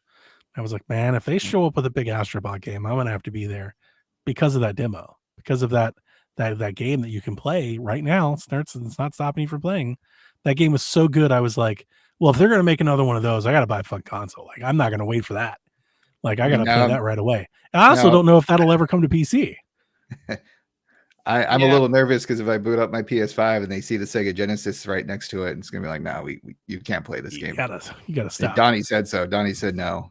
Hopefully the PlayStation will transform and just light the Genesis on fire right in front of you. I thought, man, don't pick on your elders, dude. Elder abuse is no joke. The trailer was incredible. We had so many. We had a Kratos bot, we had Parappa bot, we had Drake bot, like all of the little things were so much fun. The music was on point too. I Of really liked the course. electronic dance If you music played the there. demo, That was you a would lot of know fun. to Oh expect yeah, that. I was gonna say if you like the tech demo has songs. There's a banger in the demo that I still listen to. Like it's great. So yeah, I was smiling from ear to ear. I loved the little Star Fox beginning, and then all the little mechanics. I was like, God, I can't wait to buy this game.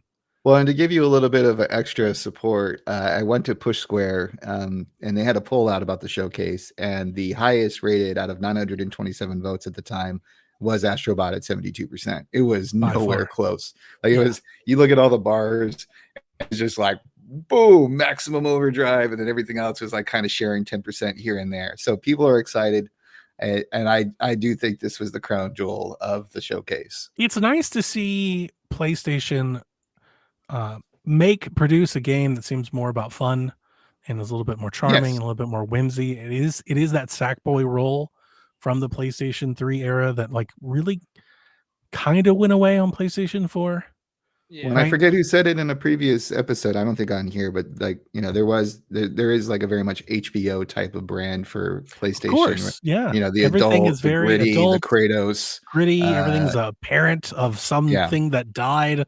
You know, like it's yeah. And I like that stuff as much as anybody else. Right. Like I do love that stuff, but it's a lot of it. It's good to see the variety come through. And it's also very good to see them pull a page of nostalgia and like celebrate their brand and like reintroduce that. Like this is a game that could reintroduce a future generation to Kratos or Drake or Ellie or Parappa or whatever else they throw in there. You know, it reminds me a lot of like Kirby. This is like how Nintendo positions Kirby, and Kirby can take all of the abilities of his enemies, and his enemies has a sword fighter and gets a little green cap, and it's like, well, I wonder what that could set you up for. Like, it's a great way of introducing people to new franchises. And you know that like there's going to be like a billion parents that are going to sit down, they're going to buy this game, they're going to play it with their kids, their young kids, they're going to show them how to play it, and the kids are going to like come of age knowing Astro and the different stuff from Astro, and then you can build off of it. You can introduce them to other games down the line, and you start thinking about, not that I want to get off into like rumors, we want to stay here, but like you start thinking about that rumor that's out there and a certain Lego game that's coming, like you can absolutely start to bridge that gap. You're like, all right, so you started here and you learned what Aloy was. Now let me teach you about that world. And suddenly you've built somebody that's looking forward to playing one of these games one day. Sure. Nintendo has done this forever. And it seemed like nobody else did this. Like literally forever. It was just Nintendo. Nintendo's the only people that have been like, we want your dad, we want your son, we want everybody. We want everybody in the family playing and loving our stuff. And I think as we age out, because all these companies keep talking about Gen Z and how they're spending their money, I think these companies really like, oh, we got to restock the coffers a little bit on the back end, because our demographic, our people that are buying these games, are getting older, and we're not necessarily replacing them probably at the rate that they should or want to. They relied on Minecraft and Fortnite to do that, but Minecraft and Fortnite doesn't get somebody buying God of War 8 or Last of Us 5 or, you know, like that's not, you're not going to get there. You have to bridge that for them. Yep. And yeah, you're not going to have everybody like my friend up in Sacramento. He has a couple boys, and he's making his oldest play NES first. He's like, you got to play NES, and then my brother-in-law does the same bigger. thing. We can go to something bigger, and the kid is like looking up Metro like YouTube tutorials and whatnot. And I hear it, so it just, you know, it warms the cockles of my heart. It's to hear that. If they were smart, they'd put Astro and Fortnite during the same September. Yeah, I mean, yeah, get more eyes on it, get more eyeballs on it. I would. Yeah, they've already put Drake in there. They put Aloy in there. They put Kratos in there. I guarantee. Yeah, do something. Like if they were smart, they would try to cross promote. Like it's their, you know, Stellar Blade gonna get some jiggly physics on the Astrobot. I mean, I'm down for Eve and Fortnite. You put Eve in anything, and I'll buy it. Suddenly, I'm all about some PlayStation All Stars too, baby. Like, but yeah, it's not their only game this year, but it is their big game. And you know, they said that they didn't have any like marquee franchises, and that's crazy to me. Like to me, and I realize that this is not true, but to me, this is a temple release more so than most of their games that they've put out like that. No. Off piggybacking off your thing, I want to point out a tweet from Janet Garcia. which if you don't know who that is, Donnie, I assume you do, but I like, do. Yeah, she's uh, Or do she's not. a former IGNer, freelance Yep. videographer, commentator, game commentator. Groovy. Yep, she's usually nowadays on Remap Radio, which is what used to be Waypoint. And she made a tweet about your comment about like them not having like a temporal release, right? And it was like it really like saddens me to see. Yeah, there we go. So she tweeted this after the show. The craziest thing about Astrobot finally getting another game is it was in a state of play, which PlayStation no longer uses for big announcement. So this tells me they don't hold Astrobot up that highly, They which isn't probably don't. surprising Yeah. as a big fan of that game/team.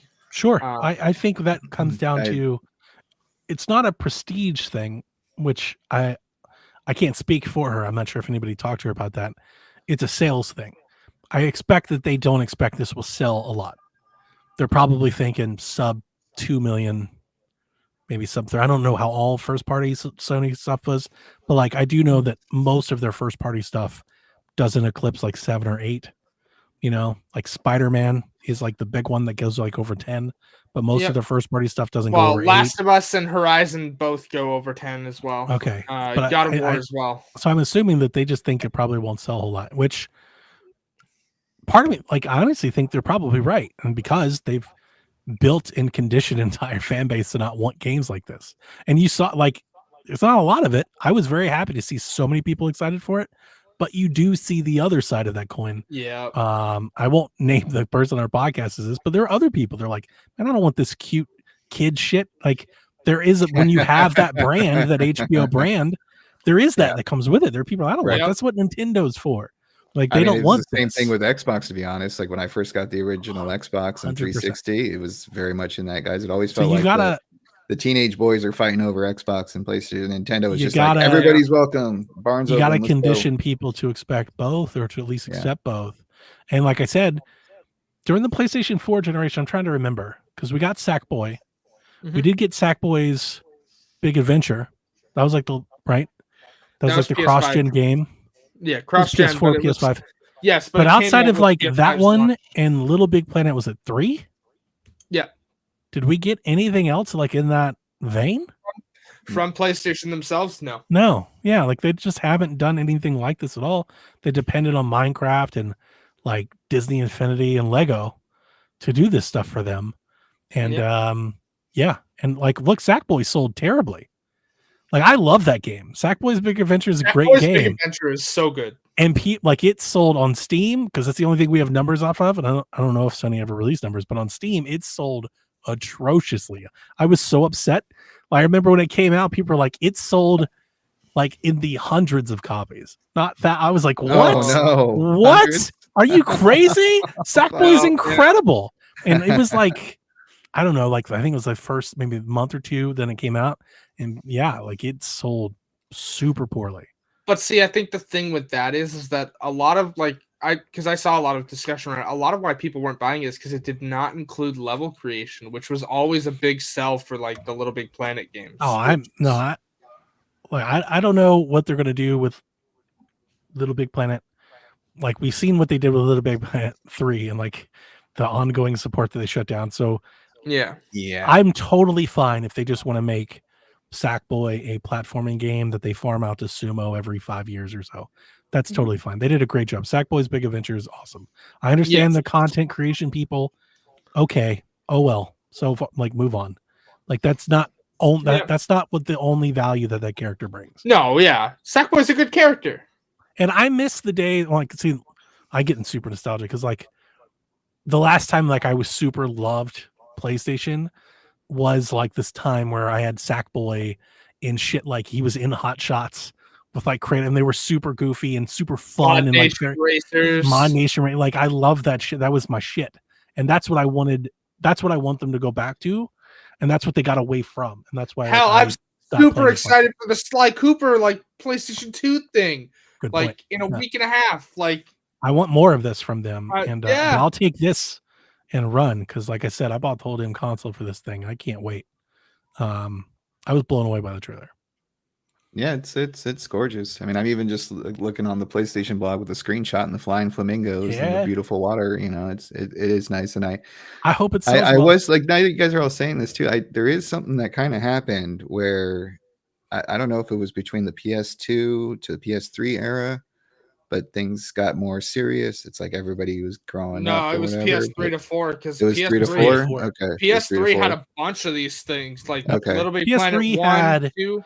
they were Because very I was a experimental. 360 guy at the time, so I don't. Yeah, My PS3 is PS3 very they were limited very experience. experimental. They had a lot of indies. They had Mod Uh-huh. Nation. They had Sackboy kicking on all Okay. fronts. They had Studio Japan releasing Yep. tons of these games.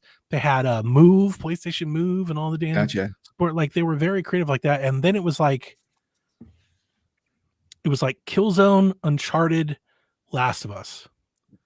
And that's like the shift. They kind of created like these, they got like a couple like really good cinematic hits. And you can just tell, and I'm not throwing a stone here. I think it was the smart case. And look at their success. It proves it. They hit on some really big like cinematic experiences. Yes. And you can tell the company was like, this Yeah. is what we do. And then like across the board, every studio shifted into that direction. And then they just came out with that one after the other, which again, super successful. That is why people buy a PlayStation. It's some of my favorite games. It just came at the loss of any of that stuff. And I'm not saying to make a bunch of it, but like make some of it. You know, like have one every other year. Like also, it doesn't even have to be new and people would buy it. Like hell, put a native copy of like all of Sly Cooper out on PS5, you'll sell buttloads. I see people PS4 on Twitter, they did the Ratchet remaster. Yeah. We could do a lot more of that. They have a lot Sure. of that. They're sitting on a lot of that sort of stuff. Yeah. Hell, They could I see remaster. people asking for Resistance, Infamous, Sly Cooper, all of that. Just Infamous put it all is one. out there, you'll sell. Infamous is definitely like gritty in a more adult way, like more mature way, not like for kids, but like for like preteens.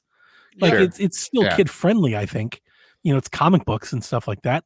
Right. There's a lot of they don't have like the hard edge of like a Grand Theft Auto or exactly. Oh, yeah. or God They're of sitting War. on a lot of stuff that could be family friendly or skew to a younger demo that they just haven't done. And part of me thinks that Lego rumor, like I've since that rumor came up, what have I been talking about? Like, would you make that exclusive? Like, I think they will, but like part of me, it's like, but you need to like maybe put that in other places to like get some people into the, like maybe not day one, but in my head, I'm like, man, if you're making a Lego game, you launch that thing on console, and then like a year later, you get it to PC and maybe Switch.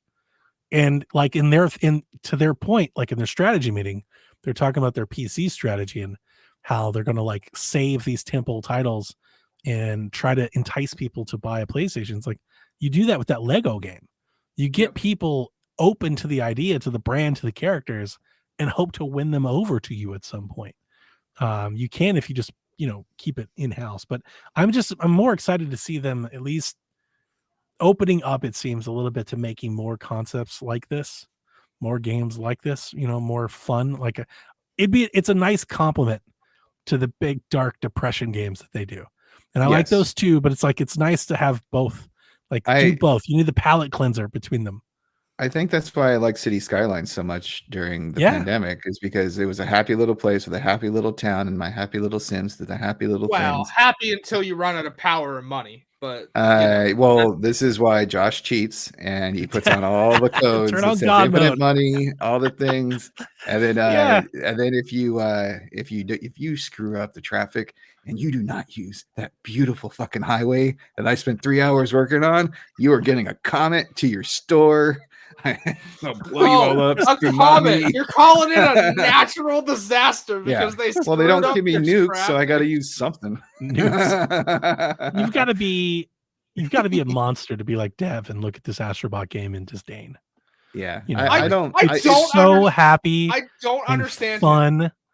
I think he's being a contrarian and just kind of doing his bit. No, it's not. This is 100%. He lives his life. Yeah. Is he the kid like he sees a sandcastle at the beach and he kicks it over? Yeah. Interesting. But it's not even that. It's like he has children. They would absolutely love this. I don't understand. Instead, he's going kick rocks. Yep. That is absolutely what Deb would say. Yeah. So up next we have Guardians of the Concord. Hang on. Oh, Do you think Astrobot would be a full price game? Yes. yeah, why not? I 100% expect it to be $70. Yeah, I think 80, so too. 80 levels? Absolutely. I think it'll go on sale pretty quickly. If it comes out September, you'll probably get it on a really nice discount by Black Friday. But I do think it'll be. I think it'll be full price. I wouldn't be shocked if it's like 60. Could I they do also have like Miles was 50. It could be 50. Yeah, but I think it's going to be full price. I will pay full price for Astro. 100%. And by Q2 of next year, it'll be free. I'll pay more. Like if they had like some sort of bonus edition or something, I'd probably buy that too. So, cool. Well, we'll find out on the 7th because that's when I got that Sackboy thing. Right, I've got that little Sackboy plushie with the Tiger Con. I got that. I would buy one of those. Yeah, Sackboy was 60. Yeah. Wasn't that a while ago? Sackboy was launched. It was launched. Okay. Interesting. Anyways, Guardians of the Concord. That was a good joke that got stepped all over. I'm just going to let you know that. I was all in for this game, and I thought it was going to be one of those preteen or story-based single-player type of games. And I love the hot sauce bit. I love the CGI. And then it was like, it's an Overwatch clone. And I was like, jinkies. See, everyone keeps throwing out Overwatch, and it's more like Valorant. There's no response. Here's the thing, Haley. I don't know the difference. I don't really know the difference. It's a thing. To most people, those are the same things. Yeah. Your characters have a personality versus when you're playing Call of Duty and you're just they're the same picture. Drone. You know what I mean? It's a colorful 5v5. They all have a live service multiplayer hero shooter. Yeah. Anyways, time for me to call out Mr. Capri. Oh, what did Sean do to you? Oh, Sean didn't do anything to me. I'm just calling him out because I saw the Yarden edited together Sean's reaction when he first saw the tower there in the beginning of the trailer, and Sean's like, "I'm in," and then no dialogue is even spoken. It's just the green-looking dude comes on screen. Sean immediately goes, "I'm out." Really? Wow, that's funny. Because I didn't go I'm out until I saw the gameplay. I was all in for this. I was like, oh, this seems cool. I'm all in for sci-fi and quirky characters. I like hot sauce. And if you're using it, I was thinking like, would there be a thing where you could throw the hot sauce at someone and shoot it? And it's like a, crowd control mechanic. But yeah, I could care less. I'm not into multiplayer that often. And this just doesn't seem like for me. How about you guys? Any interest in this? So this actually has me like possibly considering like maybe I don't know anything about what I'm talking about. Like I was like, maybe I should not even like podcast. The internet collectively hates this game so much that I seriously question like my own intuition, because my impression was this looks like a good game. Now, granted, I think that's probably because I don't play games like this and don't want to.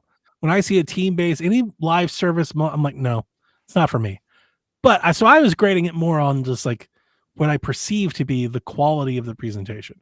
I was like cutscenes look very nice. The characters look very developed. The gameplay looks very good. There are all these different combos and stuff like this looks good. Of course, it's derivative. It looks very similar to things we've seen before, both in gameplay and in style and in character. I get that. But still, that's nothing for me. That's not anything new to games at all. We've made derivative clones of shit since games have been games. This has gone on since the 80s. Well, the clones, the clones part doesn't bug me. It's just when I review a game personally, like I'm saying, this is a game that I don't care about and I don't want to play. So many times. But you're right. The production value is high, and I'm sure the gameplay will be solid. And the internet collectively hates it. Like everything that I've seen since then is like, this is the shittiest game ever made. I'm like, y'all need to play more games. I felt the same way about Hellblade. People are like, this is a disaster of a game. I'm like, clearly you guys don't play bad video, because I've played some bad ones and this isn't that. And that's kind of how I feel about Concord. Like I'm not in it. I'm not probably never going to play it. Maybe probably not. And you're not. You're not. Yeah, probably not. I really don't care. But like, I don't know. It just seems really mean to shit on a bunch of people's really hard work. Just like, well, it's like Guardians of the Galaxy. It's like, Okay, does that surprise you that somebody would make a game that's like it's really popular? That's kind of how the shit I think works. the weirdest tweet I saw was like, I want Guardians of the Galaxy. We have Guardians of the Galaxy at home, and it's just an image of Concord. And I'm like, y'all haven't played it. What are we? But even if that was it, or does that surprise anybody that anybody would do that? No. Like it shouldn't. It really shouldn't. It's like this is a popular thing that somebody thought they were going to capitalize out of a video game. Guess what? Give me 5 minutes of Google search. I give you 60 other games that have done the same thing. And I'm always architect. You have I'm the wacky always guy, fascinated the hot girl, the funny bot, by I'm fascinated by what grabs the attention of the mass and makes them fixate and focus on one game versus another. We have so many clones of similar games. God, we've had so many in and I'm just gonna not the hero shooter, but we've definitely have. But like in the multiplayer shooter live service genre, God, we've had like 20 games that aren't even games anymore because they came out and they didn't do well and they got shut down. We've had so many of them that like nobody cared about. They came out and people were like, it's fine and whatever. Like I think of like Hyperscape and shit like that. Like we've had so many that like nobody hated. And then this game comes out and everybody hates. And I'm like, why? What is it that triggers people to go, no, I hate this? Like why now and why this thing? I think it's because people are tired of the 5v5 hero shooter thing. I think you're right. And I think this is like their rebellious push. Like we've had one too many, and now people are like, "Fuck it, I'm putting my foot in the sand. I don't like this anymore." It's definitely not the live service aspect of it, Snurts, because otherwise people would be doing the same like rebellion against like Fortnite and stuff. But like live service, people are okay with in a game. Fortnite's established. Your Gotham Knights and your Suicide Squad shit. Yeah, exactly. Those aren't well. Suicide Squad, yes, but Gotham Knights was not intended as a live service game. That was fully sold as like a 4-player co-op. Like, hey, when you're done, you're done. Okay. Well, Suicide Squad. Is this like? Yeah, I honestly feel like maybe Concord's paying a little bit of a price. People are getting their pound of flesh with this one versus maybe like the other ones that have come out that have let them down. And I just think it's kind of a bummer because, like, again, as somebody who's never played these games, and like, again, maybe my opinion is like not valid here because I don't play them and I don't understand what I'm seeing. But what I saw with my eyes, and I tweeted it, and I'm going to leave that tweet there. I thought it looked good. I was like, Concord looks good. It looks like a fun game. This looks like a quality made, fun game to play. And I was shocked to see everybody be like, this soulless piece of shit. Like people really like they have very strong feelings about this. I also would like to clarify when I say something's a clone, that's a way for me to establish an already preconceived notion of how a game we do it all the time. We did it with Stellar Blade. We do it all the time. Vampire Evil West is a God of War like clone, but it is. And it's a way to kind like of what we do so like, as gamers. Clone, when we are explaining a video game in audio form, we attach it to other games that are similar, so you get an understanding of what we're trying. It's a clone of this, but with this different. This is the base, and this is how it. It's definitely trying to evoke Overwatch. It's got characters. One of my favorite games of all time, Sleeping Dogs. Right, that's a GTA clone. Yeah, there's lots of GTA clones. Like, guess what? I like most of them. You know why? Yeah. I love GTA. Yeah, so I'm fucking here for it. Like that's the thing. And people are like, it's a clone of Overwatch. I'm like, guess what? I love Zelda clones. You know why? Because Zelda's dope. I mean, it's the same thing with all the sci-fi games that were like Halo. Here's your big guy with an energy shield, and all of these games that PlayStation makes, they're all RE4 clones. RE4 did it first. They were like, they're all like, you can attribute so much to so many games. We've done this forever. You know, like I don't know, that part sticks in me. I get a little thorn in my side when I see so many people like jump on something. I'm like, man, this just doesn't seem fair. And it just seems like, and it's like groupthink, it's the masses, it's a popularity contest. It's like the volume overwhelms. And it's not, I don't know, it's not right. The game may be shit. I don't know. The only thing I just do not care. And I am mostly indifferent. That's how I was for a lot of these games. It was just like, oh, I get it. I'm good. The only thing about Concord I'll say is it took up way too much of that state of play. Like it was a long, They're trying to sell it. Also, The weird thing that I saw too It's also is a that new they're going to IP. be doing driven story cutscenes when you log in, to kind of like keep the Each meta week. narrative Every going. week. And Yes, I That's thought a lot of week. work. that's an interesting spin on it, and I Yup. think that's another reason they're trying to sell it, because if you're putting that Hollywood production into those cutscenes That's a lot of and you're work. trying to tell a bigger story, that's voice actors, artists, That's all the 52 nine cutscenes yards. a year. Right. That is 52 cutscenes a year, and I So, and wonder how how big are long these? they'll be able to keep it up for. Yeah, that Also, shit's how not gonna long are happen. the cutscenes going to be? They're gonna do that for like 3 months, and they're gonna turn that shit Is it going to off. be like the trash can guy with the Drax clone, and they're going to be like, "Oh, I'm more joke, interested joke, in joke," seeing and then how do that's they your sell cutscene? it. Kyle brought up this point earlier today. Is like, do we think it's free to play? Do we think it's Gotta be. paid? What do we I You think gotta it's put free it to on play. Plus. I think it's free to play. You gotta put it on Plus. I think it's neither. They mentioned pre-orders in the end of that trailer. Oh, really? Well, you could pre-order like a bonus pack or whatever, and still like have it free to play. Oh no, they mentioned pre-order for early access to the beta. Oh, huh. Then Then you I gotta wonder go. if it's going to be like a Helldivers thing. You gotta go knock it to Helldivers. 40. Exactly what I was thinking. You cannot Yeah. be $70. Yeah, I don't. You Yeah. could not charge people $70 for a brand new IP team shooter game Yeah. No, that I you don't. have no idea how long will be around. Yeah, is it going to be around this time next year? That's a great question. I actually kind of hope so. I kind of hope that I kind of get this way when games get piled on. Like I am the contrarian there. It's like, you know what? You all haven't even played this damn thing yet. Well, Like I kind of hope that like people play it and they're like, you know what? It's actually kind of fucking awesome. And The White everybody Knight can go Donnie coming in stick to it. save the day. Well, and I hate that I'm like holding water for like PlayStation. It's not really my thing. But like, I was surprised how long you've been going on this, not to like stop you at all. Like, if there's keep like a going. live service game to like break into, we Yeah. talk about how these live service games capture so much of the investment, so much of the attention of the playing community. If there's one to go after, is it not Overwatch? Yeah, why not? Of all the ones that you think you might be able Not to now. break into, that would Not be now. the one.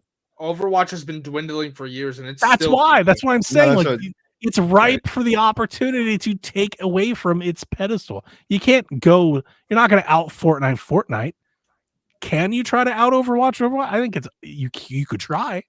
Well, see, the other thing I see people bringing up, and we're going to skip down the list a little bit here, nerds, because I know it's alphabetical, but like the other thing I see people bringing up is that they shot themselves in the foot by also putting another Overwatch clone in the state of play with Marvel Rivals. Yeah, I was thinking that too. That's a very good point, because So- I was like, here's another one. That's another Concord Overwatch. Like, So when I saw that, to me it looked like more. I don't know, like maybe it was, that game almost came to me like that could be like something like mobile, like that Star Wars Hunters game is like kind of being. It's like What, Marvel melee Rivals? melee focused and stuff. No, no, they got magic and the tentacles and Yeah. all sorts Okay. of stuff going on. yeah, And- then maybe you're right. And You like the can't- ability, like I've seen gameplay of Rivals, the abilities like almost like are 1-for-1 Overwatch. Like Doctor you Strange can't is have, exactly like You can't have too Zarya. many of them. That's for sure. You can't. Yeah. There's only enough space for so many of these to actually carve out a niche for itself. My comments on that is like, oh, it's Overwatch with a licensing deal, and when I first saw Marvel Rivals, not knowing anything about it, I was like, oh, are we getting a Diablo clone, an action RPG with licensed Marvel characters? And I was hoping and hoping and hoping, and then I saw like another multiplayer game, and I was just like, yeah. I'm good. The other thing that sucks is that I think this is why I may be so contrarian or maybe defensive on this aspect, as we bitch and moan and whine about new IP, right, and creative things, and here they are, they have one, and the moment they have it, everybody just absolutely hates on it. And you know why a lot of them hate on it? Because there's a Marvel one right next to it and another license thing.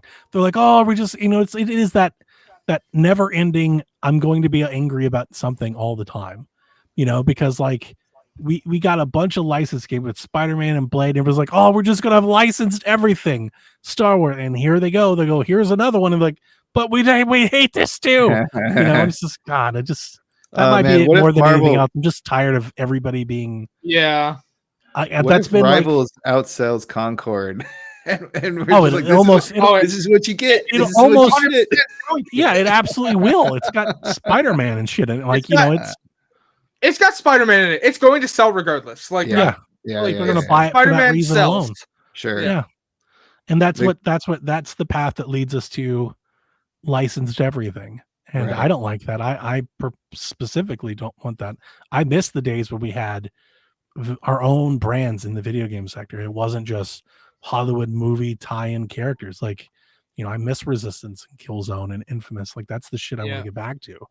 Well, and the diversity in game types is what makes this industry fun. And I think we've hit on that note as we've been having this discussion. We don't want just one thing. We want all the toppings for our pizza that we can possibly have. We have the ability to establish new characters that can become bigger multimedia things, right?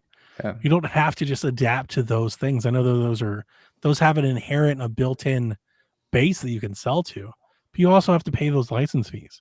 I would, if I was making a game, I'd want to own my own characters. Like, let's pave our own path. Because the upside on something like that is so much greater, right? Than let's rent somebody else's character to sell our game concept. Yeah, I mean that's when you need to take a risk every once in a while to like get that hit, because that's when you do get the Alloy. Is it from Horizon? Did Aloy, I get that right? Aloy, and then Kratos and stuff like that. They Yeah, become exactly. like symbols of These your things. brand. Nathan Even Drake. the infamous They guy could have just made Indiana Jones, but they didn't. Right. They made Uncharted. Right. And it's derivative of Indiana Jones. But nobody cared about that. But they really hate Concord. And that's the shit that makes me angry. It's it's the having it both ways. That's the shit that I can't get over.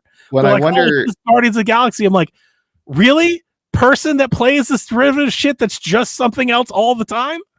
And I wonder how much of it is shitting on the clone of Guardians, or how much of it is, oh, this is kind of interesting, and then they see the gameplay and they're like, well, I'm not interested in this gameplay type, so now I'm gonna just pile on. It's probably a little bit of both. Yeah, it is a little bit of both. The live service thing is kind of backfiring at the moment. People have had, I think, have had enough, and they want something else. But the problem is, those live service games are cheaper to make, smaller in scope, and when you hit, they make a lot more money.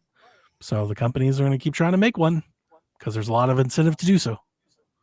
Yeah, once again, Helldivers. I mean, it's a lot easier to greenlight one of those than it is to greenlight a 7-year single player thing that'll sell for a year and then never sell another dime. Sure. Also, D-Life is great thinking once again with the rivals, thinking it was going to be Ultimate Alliance. I was right there with you, buddy. That's exactly right. Okay, but hold on. I have to ask, how did either of you not hear about this? Like, this was revealed earlier in the year. I don't know. I don't pay attention to. You're asking me why I didn't hear about a superhero game because I don't pay attention, Haley. When I see Venom or whatever, I'm like, okay, never mind. I'll move on. My primary source of information in this industry now is the Discord for PSVG, and then have you guys posted about it in the Discord? And then before an episode or recording, Albert and I talked about it on this show. I swear to you, I probably thought it was a mobile 5 or game. 6 websites to see if there's some news that I can pull, and that's about it. Listen, it's Marvel Rivals. It sounds like a mobile game. I was like, oh, okay. I know what that is. That Snap game or whatever it was. It's like the Pokemon like battle arena, like it's like a MOBA. I'm just like, I know what that is. I'm not gonna do that. That's funny. All right, moving down the list from Concord. Well, God of War Ragnarok is coming to PC. Good for all those people. It's $60. Yeah, they get it cheaper. Cool. And it includes the Valhalla DLC, which, by the way, that's pretty cool. I see people asking why this game requires a sign-in online. That is absolutely why, because Valhalla has a leaderboard. That's not why. There's a bigger play. There's a bigger play. Yes. Wait a minute. Let's be a little more truthful here. That's not why, Haley. Yeah. Why is because Sony wants you to be included in their PSN counts. That's why. Yeah. Well, yeah. Their reason is because there's a leaderboard. Well, for all our PC friends, I hope you finally dive into Ragnarok because it is a fantastic story. Donnie's got it downloaded on his console. I got it on the PlayStation 5 right here. I don't have to buy it. Really I don't have to pay for it. It's right here. Yeah, Sony Santa Monica is one of my favorite studios. I love the first one. I also have a fun little story. So I was trying to get on God of War 3 as my next job after working at Luxoflux. And I was living with my friend Brenton at the time, and him and I were testing in the same studio for 3 gigs in a row. I get a phone call from a recruiter saying, hey, Sony Santa Monica. I'm like, I'm in. right away. Yes, let's do this. And then he gets a call and he says, "Hey, I just got a job at Sony Santa Monica Studios, bro." And then I got a call back from the recruiter saying, stabbed him in the "Sorry, neck. no, sorry, the position has been filled." And I'm like, "Yeah, I'm looking at the guy who got the job." Man. So I was this close, but Brenton deserved it. He was much better at the game than I was, and ended up doing the combat testing for God of War 3. You should have shin kicked him. But it was very much so. Like, I ended up being unemployed for a year, and this guy got to work on the best game that out of his entire video game career. Just sleeper hold. So yeah, there was definitely putting some jizz in the soap dispenser, stuff like Nice. that. Yeah, I got it on Haley Pass, and I'll play it at some point when I'm ready. I got to be ready to embark on that adventure. I'm sure there'll be some window in the summer. I'm excited to do it. I didn't get it because I wasn't going to buy a console for it. I have this super expensive PC. I was always waiting on it to come to PC, but I'm not going to buy it on PC to play it when I can play it on my PlayStation 5 now. That is a wise decision. Yeah. I look forward to playing it. Yep. Nice. So I'm actually excited to hear Donnie's thoughts on Ragnarok. I love the first one. So, yeah. I'm not excited for more Atreus though. I could kill that kid off pretty quick. He's better. He's better in this. That's what everybody keeps telling me. That's what Dev keeps saying. There's this one level where you get to punch him over and over and over again in a dream sequence. You'll love it. That's perfect. That's not real. That sounds right. I mean, that sounds right up Naughty Dog's alley. I just wanted to plant that seed. So Donnie comes back. He cuts in while How dare you in the intro, and he's like, "Where's the dream? I beat it, Josh. Where's the dream, Snurts? You fucking liar, you motherfucker! What are you doing?" About to do to this kid what you should have done to Brenton. That's what. Yeah. I love you, Brenton, but you do. God damn it. You can hear the pain in that. I love you, Brenton, but the whole bass dropped a bit. There was emotion in that. If he does not listen to this episode now, I'm really calling him out. Listen, Brenton. Anyway, so Until Dawn is up next. My only comment for that is creepy. Did you ever play the first one? No. Nope. Have you never played it? Great. Oh, you should absolutely play Until Dawn. And the horror movies? Not really. No. Okay. My major horror game that I play is Dead Space. Well, no, Until Dawn, it really is. So, anytime you've ever watched a slasher movie, okay, you always think or yell at the screen, why are you doing that? Why did you go in there? Why? Sure. And you're always like, well, if I was in the horror movie, that's literally Until Dawn's premise. Oh, that's a fun. You are in the horror movie. You can control the characters, and you're in a slasher movie, and you can decide how it plays out. I'm very late to the horror genre, and for example, this last Halloween, like that. It's not necessarily scary. I just find it silly. It's very campy and silly. Yeah. The entire Friday the 13th was all on Max, so I watched that last Halloween, and I was laughing more than anything else. So that's Until Dawn. Yeah, that's Until Dawn. It's kind of okay. So it's 8 to 10 hours, and you play as each of the characters. There's 9 of them. You play as all of them at some point. Okay. So trying to kill them all.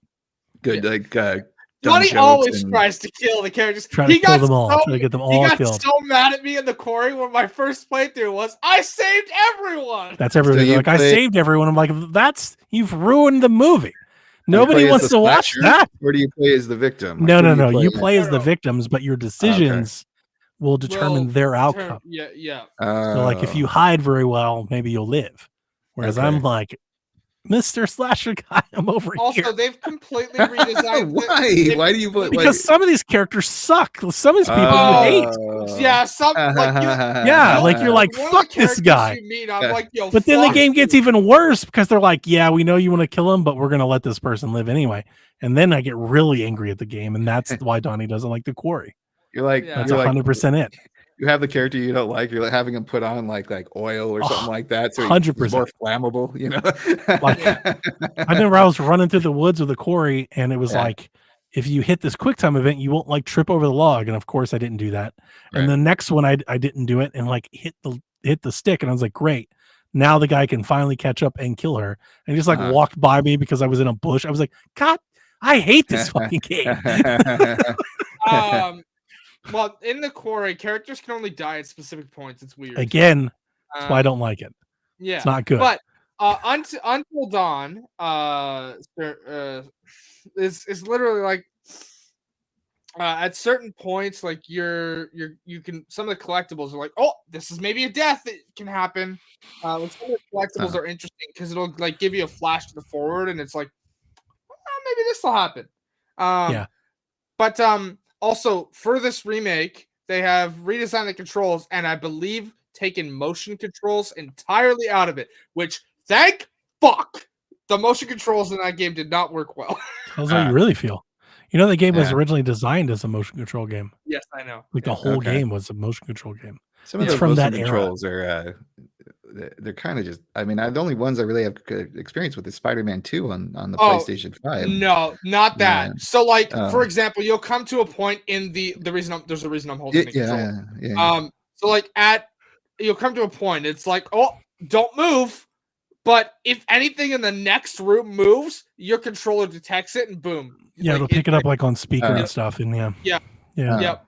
Okay. It was like a PlayStation Move game. Yeah, kind of. Like you could play with like wands and stuff back in the day, but yeah, it's a really good game, and I'm happy that they're remaking it. You do get free controls now, and I guess you won't have like those tanked camera shots. The original was very like almost like Resident Evil. Those was meant to be like cinematic and look So they're getting rid of all of that and just making it more modern. So I look forward to playing it. Yep, me too. And you'll be able to play it day one because that's getting bought instantly. So sweet. Skydance's Behemoth VR. Who gives a fuck? It's VR. Is this the Elder Scrolls VR game? It seems familiar. One that like had like the bow and arrow and okay, because when I'm looking on the list, I'm like, I don't know what that is. Like I completely forgot what that is. Okay, now I remember. Even the icon of the video that you can play, it doesn't look like the gameplay, but it is. I instantly recognize it because I've just seen on social media and Reddit various fun bugs and other weird things for this kind I of thought game. that looked pretty good. Like if I had a VR, I'd be like, I want to play that. 100%. I don't have one and I don't want one. I don't have a VR. But if I was Delvin Cox today, yeah, I'd be like, I want to play the Behemoth. I was shitting on it VR because I do just kind of laugh at that whole situation, and it's like an ongoing like just. Got these people have paid $500 for this damn thing. There's no games for it. $650 in Canada. Yeah. Jeez. So I hope all 3 dozen players on their VR headsets have fun. Yeah, with this all one. 6 of them. Yeah. There's dozens of us. Path of Exile 2 looks like a Diablo clone, and it looks cool. No, did I get this one wrong? You've angered the internet. You've angered the internet. I'm warning you right now. You've angered Nerds. Listen to me. Yeah, you're goddamn right. It definitely looked like a Diablo clone. I mean, so it is a Diablo style game. But if you call it a Diablo style game, Diablo style game. Yeah, I'm not fat. Don't call it a Diablo clone. It's a Diablo styled game. Anyways, I'm not a fantasy action RPG. How dare you compare us to that other giant genre-leading game? The mana and the health, like on the side corners with the icons on the bottom. The HUD is like the exact same thing. Anyways, but the praise it. Couch co-op. Is this exclusive on console? No, it's crossplay. It's not. So with PC. It's the same way that it's coming to Xbox too. Okay. They like it's the same way that like at a show, unless it's like an Xbox published game, they won't like if they won't say the name. They won't say the name of the other console. That's so dumb. I hate it. Yes. But it looks cool. Anyways, this game has like, if you've ever seen Path of Exile 1 skill tree, there's like 700 skills you can choose from. It's like incredibly expansive. Like it's a thing. Yeah. Something dark side. Come to the dark side. We have waffles. I like waffles. They have little squares to hold the syrup. It's true. They're way better than pancakes. Oh yeah, 1,000 times better than pancakes. That was still the dumbest argument I've ever seen. I can never imagine anybody like actually trying to go toe to toe with me about. I've known multiple Delvin people who have like family recipes for waffles. Ain't no one I've met have a family recipe for pancakes. It's just like absurd. They're just pancakes. You can't crazy really make a family recipe for them. Yeah, that's why it's inferior. 100%. It's flat. Any other comments about Path of Exile 2? No. No, I'm not playing that. No, it's coming to early access, and like, I've counterpicked it in Fantasy Critic, but that's it. Yeah. And it's one of the things where if I kind of come across it and it's super cheap and I just don't feel it's like free. booting up. Oh, it's free? The first one free is to play action RPG. Absolutely. Yeah. All right. Well, until they ask me to buy something, then I'll turn it off. Monster Hunter Wilds. Another game. You guys are going to kick me off of this podcast because I never played the other Monster Hunter. I never played the other Monster Hunters. The first one I played was Monster Hunter World. That's the only one I played is Monster Hunter World. So I'm happy for the fans who get another edition of this game. It looked fun, to be honest. I mean, I love the presentation. I thought the trailer looked nice. It's just chasing giant monsters. It's fun. Yeah, that's what video games are made for, almost, right? Doing those it's bigger, larger than life encounters. 100%. Yeah. And the blonde protagonist that they had in the trailer was quite attractive. Yep, got me. She's actually from an earlier Monster Hunter game as well. Damn, hot stuff coming through. Haley with the lore. Awesome. I wish I was Haley with the lore that she found on Twitter. I wish I was into Monster Hunter. I've tried so many times. 3DS, Wii U, Switch. Like I can't. I just what the gameplay is like? Is it like just standard action, smash the button, dodge? Yeah. Upgrade your stuff. Yeah. Okay. It's really about the grind. Yeah. It's the upgrade. It's the progression. It's you go out there, you find a monster, you track a monster, you kill it, you harvest all of its stuff, you come back, it makes your armor and your weapons better. Gotcha. And you go out and find a bigger monster and you do the same thing. Yeah. But it's meant to be played with friends. You don't have to, but it's meant to be played with friends. You're meant to do it in a squad. And you all go out there and you squad together and you kill monsters.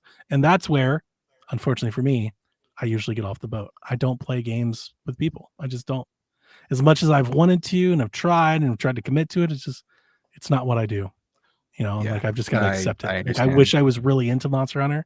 It's a super fun game. They've got really cool shit. They get really cool controllers and special edition they've had consoles and plates and stuff. Like it's fun to be a Monster Hunter fan. I'm envious of it, but I never stick with the game. They do really cool crossovers. They've done crossover with Resident Evil, Witcher. What else did they do a crossover with? I kind of forget there. But Aloy was in it. That's true. That's true. Yep. They did have Horizon crossover. I forgot about that. Yeah. Monster Hunter's really cool. I do get some of the Forbidden, or not Horizon, I should say, vibes of just the giant fights and and whatnot. Oh yeah. So, Horizon very much is like single player Monster Hunter. Like that's what I was thinking. I was like, I'll just play Horizon. That is very well put. Yeah, it is very similar. Cool. Silent Hill 2. I love the quote. Guess I don't really care if it's dangerous or not. Oh, cool. My first Silent Hill game. Oh, really? I thought you played these before. No. I grew up playing all these, but I have not played them in some time. I've never played Silent Hill. I've seen playthroughs of them, but I've never played them myself. Yeah, I loved the one on Wii, which is weird because I think most people 2 is the one. I think right. 2 is the one. Like 2 is like their 2 is the Silent Hill, like what RE4 is Resident Evil. Yeah. But like I played the shit out of. I want to say it was Shattered Memories on Wii with the Wiimote and shit. I loved it. But I also played Resident Evil 4 on the Wii. But I played Silent Hill back on when I did have PlayStations when I was younger. I think the game looks really good. No, it doesn't look as good as Resident Evil's remakes. That's because Capcom's a much better developer. There's a lot of people that are really stuck on that. Again, I'm going to be more defiant. There's so many people crapping on how this game looks. They're like, this doesn't look as good as Resident Evil. I'm like, of course it doesn't. It's Bloober Team. It's not Bloober fucking Team. Capcom. Like, of course it doesn't. It looks like the Medium, which I loved. And I was like, I thought it looks better. It definitely looks good, but the internet is, if you YouTube it, the internet's collectively shitting on the character models and the faces, and because gamers are going to gamer. Like, I gotta hide from the internet. According to Haley, they're coming for me. Like they're definitely out there, and but I'm excited. Okay. It's coming out in October. Perfect time. Spooky game. Perfect time. Like, yes, let's do it. I'm excited to add Silent Hill 2. Haley's gonna get this one. I'm gonna get Astrobot, which means that you free me up to get Silent Hill 2 on PC one day whenever it's like dirt cheap for like $15. So I'm very much looking forward to it. My second most exciting game. My second most exciting game out of this show was Silent Hill 2. So I thought you would be into it based and off the console buzz. exclusive, right? I believe a Yeah. little bit. It's Yeah. only coming to PlayStation and PC. Yeah, October 8th, PS5. It's crazy. So, good stuff. Alien Rogue, another VR game. So who the fuck cares? Yeah. Well, hold Pass. on. Like, Pass. okay. I'll just put it to you this way. I always go Alien game, and then VR. sad. No, You should just just in like- general. You should just Alien. ban Is there VR a good talk from Alien here. game Period. that I've played one that was decent when you could play as the alien or the colonel or the marine.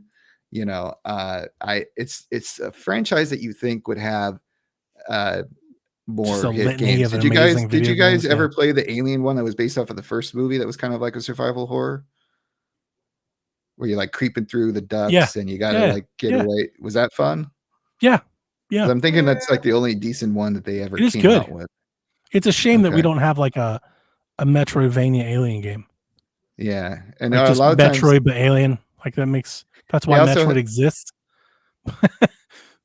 yeah, why not? No, that's it. they- That is it. They were right. like, yeah, we liked Alien and we want to make a game. And we made Metroid. So It's just kind of a bummer. Because I love the Alien franchise. It just never seems to make it to into the video game realm in an enjoyable fashion for me. you're right. Yeah. They haven't bridged that gap very well. Yeah, I forget the one that you're talking about. I did play it. I didn't beat it. I think it's Sean just beat called it. Alien. Sean Something. loves it. No, it's called Might something be else. Alien Isolation. Isolation. That's it. That's it. Yeah. Yeah. That's a really good one. Yeah, Colonial Marines was a train wreck. That was not, Yeah. Well, not good. Okay, well, Colonial Marines was also, Long time ago. lawsuit material because Yeah. Gearbox poached all of the funding for it for Borderlands. Yeah, no, Oh. it was just a train wreck. Yeah, it was that's a story. Colonial Marines was a story. That was like, Yeah. Yeah.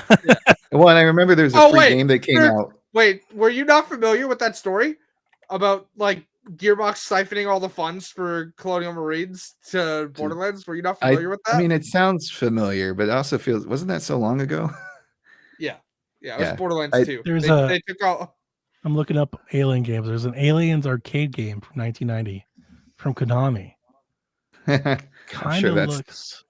There's a free one that came out. There's a light gun recently. one called Alien 3. There's a recent one that came out, I think, for free on the PlayStation Network if you have that subscription.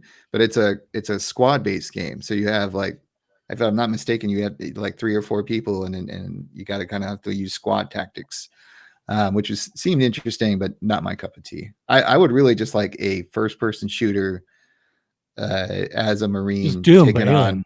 Yeah, exactly, 100%. Alien 3 on Super Nintendo, which I've never played, but I'm coming across screenshots of it. It kind of looks like I don't want to speak too soon, but it kind of looks like what I was kind of describing. It's a side-scrolling action game. It's not fully Metroidvania. That looks kind of cool. It's on Genesis. I was just gonna say it's also on Genesis. On Genesis, you can play it. You can I play wonder- it, Snarts. Your dreams wonder can if come it- true. I wonder if it has like I got as a gift one of those cartridges that have like 100 games on it. I wonder if it's on there. I have a bunch of those. I Yeah. love those things. Me too. It's so good. Yeah. I have Although I one know on, sadly, if you'd pick the 64, there is an Evercade 64 cartridge that you can buy for like $60 that Yeah. literally has every 64 game on it. Oh, nice. All of them. All of Play- them. Every play me some- single one. You just put the one card in and just leave it forever. Yeah. Now play me some Extreme G and win back. Yeah. Yeah. All right. Marvel Rivals we already discussed. Destiny Pass. Warriors Origins. Dynasty Warriors, I Or love. Dynasty. Yeah, sorry, not Yeah, Destiny. How My dare bad. you? Dynasty Warriors, I'm a huge fan of. I like the Muso games. And honestly, not that I have like really deep PlayStation roots, but the ones that I do have almost center on this franchise. Okay. I came to Dynasty Warriors the first time I ever found it was on a PlayStation 2. And I've really liked the series since. I thought the trailer looked great. For a Muso Yeah. game, it looked incredible. So much better than any Muso game I've ever Also, played. it's Dynasty Warriors, which if you've never played, Josh, it is literally just I've played press square. It's okay. yeah, It's press square to smashing. win. Yeah, It's just yeah, press yeah. square to win the game. How dare Yeah. you? It is. I felt not. like Tally have from to- South Park. He's like, you I have have to no idea what's capture- going on. I'm so fucking You have to mad right now. capture I'm just gonna multiple keep doing points. You have to clear then- pass. You have to find keys. There's more to it than that. It's So you have still to- just press square to win. It's awesome though. You press square and you Yes, do big, yeah. cool, awesome shit. Yeah. I'm not shitting on it. It's just if anybody Sound is like you kinda unfamiliar with if anyone has never played Dynasty Warriors, it is just press square to win. This would with a little- be my number 3 game from the showcase. And like honestly, I'm a day one buy on this when it comes out next year. I will definitely cool. buy this game. I've played. I think I borrowed Destiny from Destiny. Dynasty Again. Warriors. Dynasty. Sorry, Why, I played Dynasty why are you before calling this Destiny? because it's late on a Friday and I'm tired. Completely different game. No, I've played Dynasty before, but I don't know if it was that on Dreamcast. Was that ever on a Dreamcast? I don't think That's a good so. question. I don't remember. I don't think so. But maybe so. It's honestly been on most things. Yeah, I don't see it. Anyway, I have played a bit of it before. I want to say I borrowed it from someone back in the day, and I remember just being a very chaotic battle with a lot of stuff going on in the background and people coming at you, and you smash them up in a very stylistic hack and slash button smash type of way. So I don't see a Dynasty Warriors on Dreamcast. Okay. I googled it and I'm getting like, what's a similar type game? Yeah, that's what I'm seeing too. Oh well, memory is fuzzy. I do not. Damn. So Nintendo paired up with them as Mega Force, right? Yeah. So, Nintendo paired up with Mega Force, and they make Hyrule Warriors, which is Dynasty Warriors but Zelda. And oh, cool! Fucking awesome. Nice. They put they put characters in the game that are like Eve, but in Zelda. It's like, oh, of course, this is great. I am a fan of hack and slash, and if I do sometimes miss one of the reasons I was struggling with Stellar Blade is the more complicated combat systems, and there is something nice about it. Like you're just kind of going back to something simple where you just press square. They're easier. Haley's right. I've never like struggled to beat a Warriors game, but they do require like the complexities in the game are. Yeah. You have to manage the map. You might be attacked on multiple fronts, and you have to command your legions and your troops in different directions and prioritize and focus, or manage multiple things at once. A lot of them have special abilities, so you do like special attacks or teleport. I'm a big fan. I love Samurai Warriors 5, Dynasty Warriors 8, Hyrule Warriors, on it, but even Persona had strikers, which I really liked. Until I realized that they really went hard on the Persona. The game is forever long. They're like, yeah, this is a Persona game. You're going to play this game for like 100 hours. I was like, that's not why I like Warriors games. That's too much Warriors. Too much Muso. Anyone wanting a challenge, all you have to do is play the game on a difficulty higher than normal. And you can make it hard. There you go. That is not press square to win. That it is as hard as you would like it to be. Yeah, but it does look like fun. Like the Zelda ones, at least, and usually they have like these really big boss battles and stuff, and it's like, but normally they're like, like if you played Dynasty Warriors game on PS4, it probably looked like a PlayStation 3 game. Yep. The one from this trailer looked significantly better than any Warriors game we've ever seen. Yeah, it looked good to me. Yeah, I mean, it's a big glow up in the production department, and for that reason alone, I'm like, yeah, I'm there. I got to see what this is like. Because they usually have like a lot of elemental effects and stuff. Like usually like really cool, fun, but like big, grandiose type of games. I like them. Nice. Okay. Well, maybe one day I'll get that job title right, or that game title. He's still on. He's still on as his old roommate. Damn it. That was for the best. It got me out of the industry. Yeah, I'm much happier. I'm much happier. I'm much happier. Everything's fine. Ballad of Antera. No idea what's going on in this. Is this the Souls-like? Free to play fantasy action RPG. Because I wasn't sure if it's a Souls-like. I looked it up. Nothing said Souls, But then Dev told me it's a Souls-like. I don't know. It looks like a Souls-like. It does look like one, right? Yeah. Yeah, it does. Okay. I Is it couldn't like find it.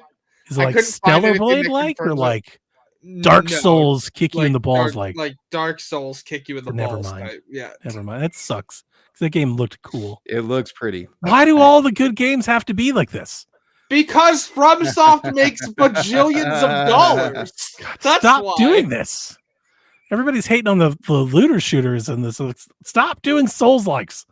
Nobody wants this. Now he's ready to shit. I He hate was to be holding. the He was bearer- defending This I, game. I hate He to was be the defending bearer his of game. bad Snarks. news. I hate to be the bearer of bad news, but the market tells us that I people hate it. do, in fact, want Souls likes. Donnie, he snapped, and now he's back on the shitting. He was like Yeah. all defending. He had his Captain America Look at shield this up there. fucking Defense. this Souls clone Yeah. bullshit. Be your Yeah. own thing, guys. I Be can't creative. I can't believe they're doing a clone. Can't believe they're doing this. How dare they? Just out here in 4K copying other people's homework. What a bunch Yeah. of trash. Unoriginal, riding the coattails. That's pretty good. This is fun. Okay. Infinity Nikki. Who wants to play dress up? Oh. Yo, open world dress up game. Who wants to play dress Did up? not have that on my bingo card. Yeah, Dress up and take photos. That's literally their tagline. Open world dress up game. That's the Yeah, shit. That's the game. That's what it is. Yeah, who wants to play dress? I am gonna Uh, play it. I'm gonna play it. My So- timeline went absolutely nuts yesterday when I saw this. And What literally, it is was all this? like, "Yo, I'm going so hard." I had to stop because I had no idea what the fuck was going on during the I don't think anybody the did. presentation. And I put the nobody bong did. down, and I'm like, did I just hear what I thought I It's heard? very like that. And actually, that might be the Like- best way to experience a game like this. oh no, you got to be high. Oh, Like, I was like, 100%. you kidding But me? like- no, But like you might play it sober and be like, what is this trash? You might play Yeah. it high and be like, game of the year. Look at the colors. This game Yeah, is the man. best. I like that wannabe Look, Pikachu. That looks cute. oh yeah, the little cat-like thing there. Yeah. Right. Yeah, your little animal buddy. Like, if it was How an did that 80s even get into the cartoon, show? I don't know. That's such I- from left field. I was like, what is happening? Someone was like, "We need 14. Get me another. Get me another. 14, We yeah. need 14. That's the 13. magic number. I just did a rail, and 14 is the way we gotta go." Ah, All right, so and maybe it was a nice breath of fresh air. That like, it did wake me up. It did wake me up. You know, you're like, "Oh, what? What is wake me up. wake me up Up inside. Nice. Nice. Uh, Okay. Where Winds Meet seems like another Dark Souls clone, unless I screwed that up. No, you are correct. It is a open world Dark Souls clone. Yeah. In Game looks ancient awesome. China with some martial arts stuff. So I don't Yeah. know. Game Okay. looks awesome. Oh, so now you're back on. Oh, Tired I of this love Dark shit. Souls clones. This is great. No, I remember when this game first came out, and it reminded me a lot Yeah. of Assassin's Creed. Oh, okay. Yeah, like we saw this game when it was first shown. Me and Dev were really excited about it. It was like one of the future showcases or something. I don't remember, but we saw it, Might be. and I was like, "Yo, this game looks great." Yeah. Maybe they've shifted, or maybe as a gameplay comes out, it seems. But like when I first saw this game, it was like open world RPG. It wasn't because they were talking about like you can build up the cities, like it's almost like more life sim than when I first saw this game demonstrated versus in the state of play. Yeah, well, In the I've seen state of people play, it discuss it definitely as a Souls-like. Yeah. I'm not saying it's not. I'm just telling you that when the first time we saw it, that wasn't necessarily the case. Makes sense. I think if you Google it in Assassin's Creed, you'll see what I'm talking about. No, I look, I get like you talking about it. I totally get the comparison. Yeah. Actually, I think I bet if I go to I think with Discord, does it search? You have to search by channel now. You can only on mobile. You can search like in general on PC. It looks gorgeous. One thing I'll say across the board for this showcase is the graphics and the art style. I'm constant, even if I'm not into a particular game, they are continuing to make products that are gorgeous and very Oh yeah. nice Here to you look go. at. August 23rd, 2022 in the Discord, I posted a story from PC Gamer. The PC only RPG looks like Assassin's Creed China. Interesting. And it says, this is a quote from the story. The player can counter enemy blows using Tai Chi to reflect their attacks. Use acrobatics to slip through the guard and strike them from all angles, says NetEase. The player has access to a number of martial arts skills and ranged weapons.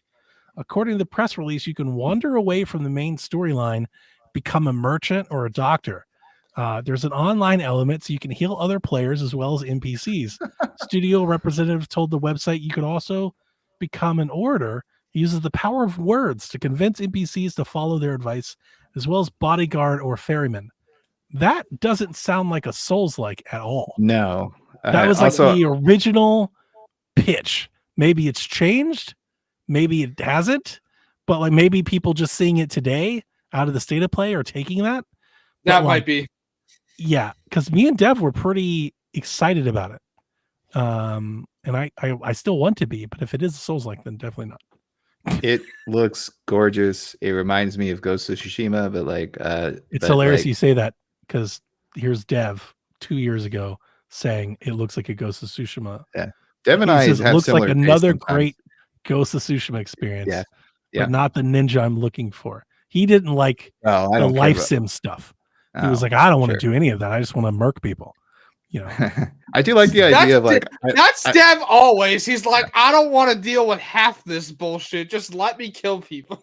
Yeah, I like how it's in how many games do we have in ancient China? I feel like Jade Empire was not a lot, you know, and so getting out of nothing against the Japanese samurai ninja stuff. That's always fun, but I do like that they're branching out on that. And I also love the idea that you could just be like playing this game and you're like, fuck it, I'm becoming a doctor. I'm going to sell flowers today. I'm going to sell flowers. Fuck this life. Yeah. We're painting. You go paint this village. You know, you go. Yeah, that was their thing. Like their original pitch for the game was almost like an MMO. That's what I was thinking. Like it's like you went from Ghost to Animal Crossing. Exactly. When I saw it yesterday, I was like, oh, there's that game again. I forgot about that.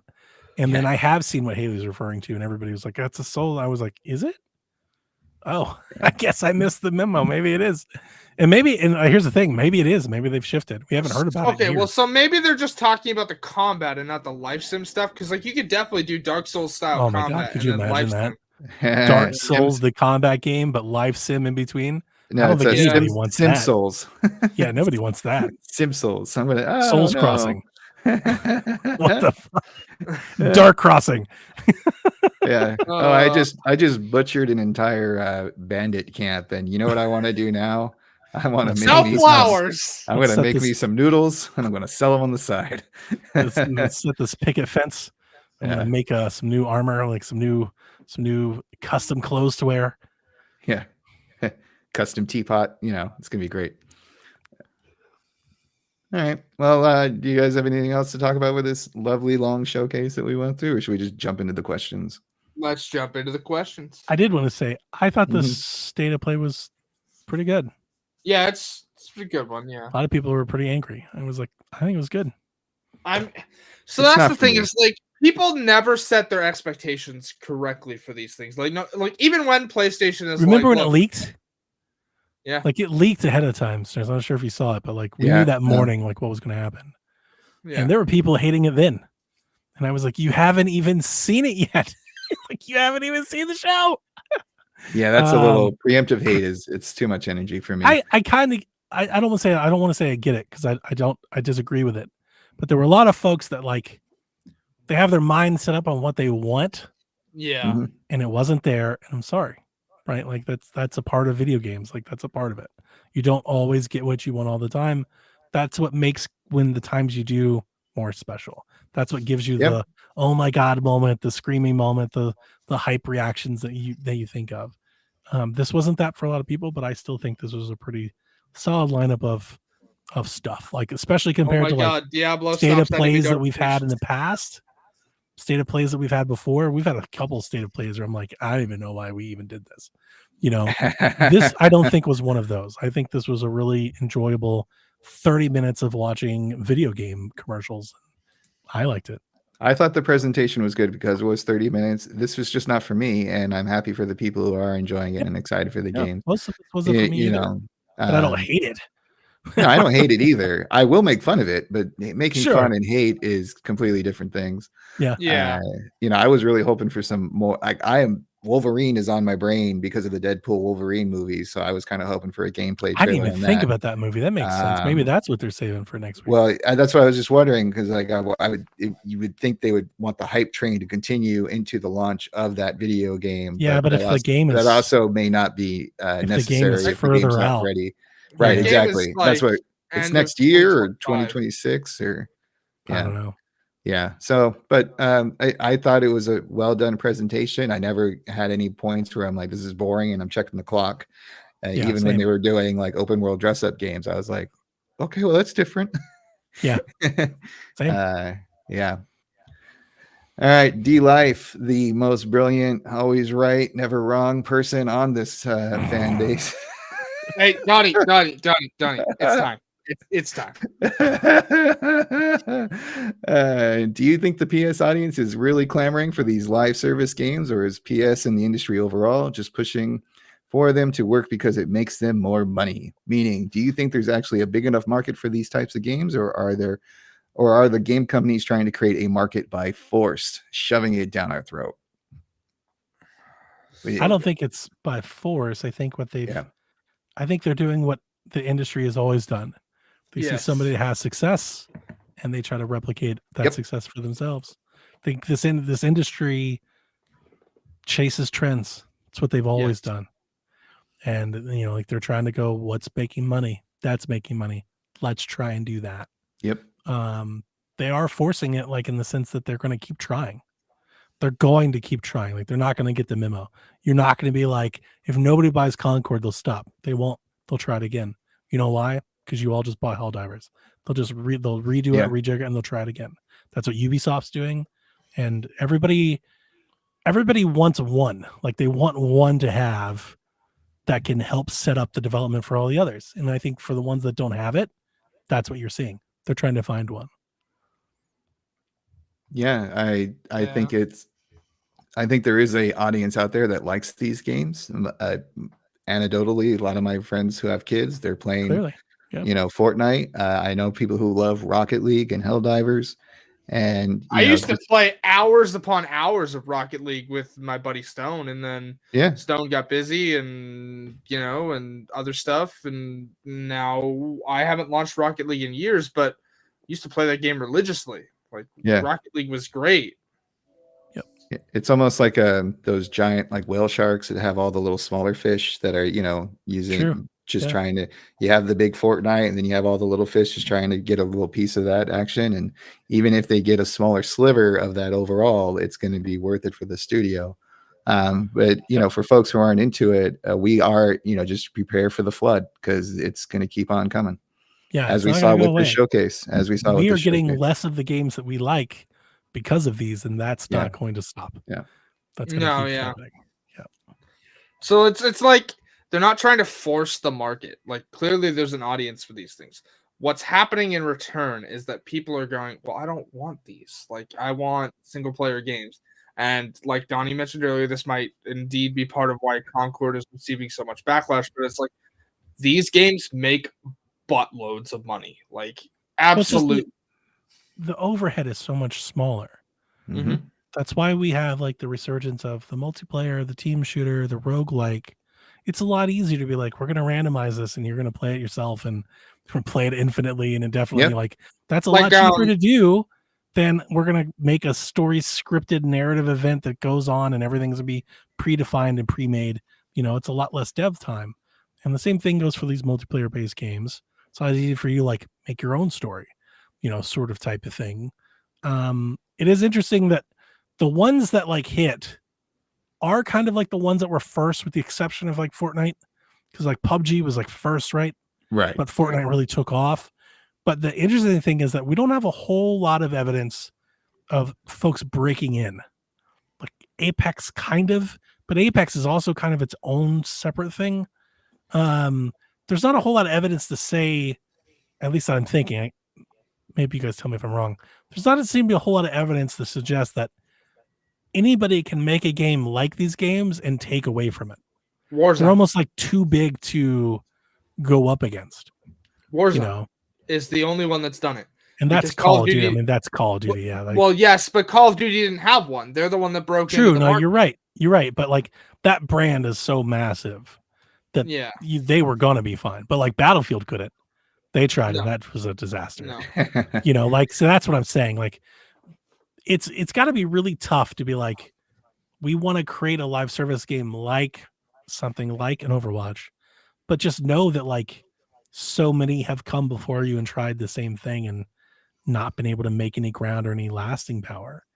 That's got to be tough to like. For me, that's the risk that I would see with the project. But maybe the risk for that is a lot less than giving somebody 5 to 7 years to make a single player game. Yeah.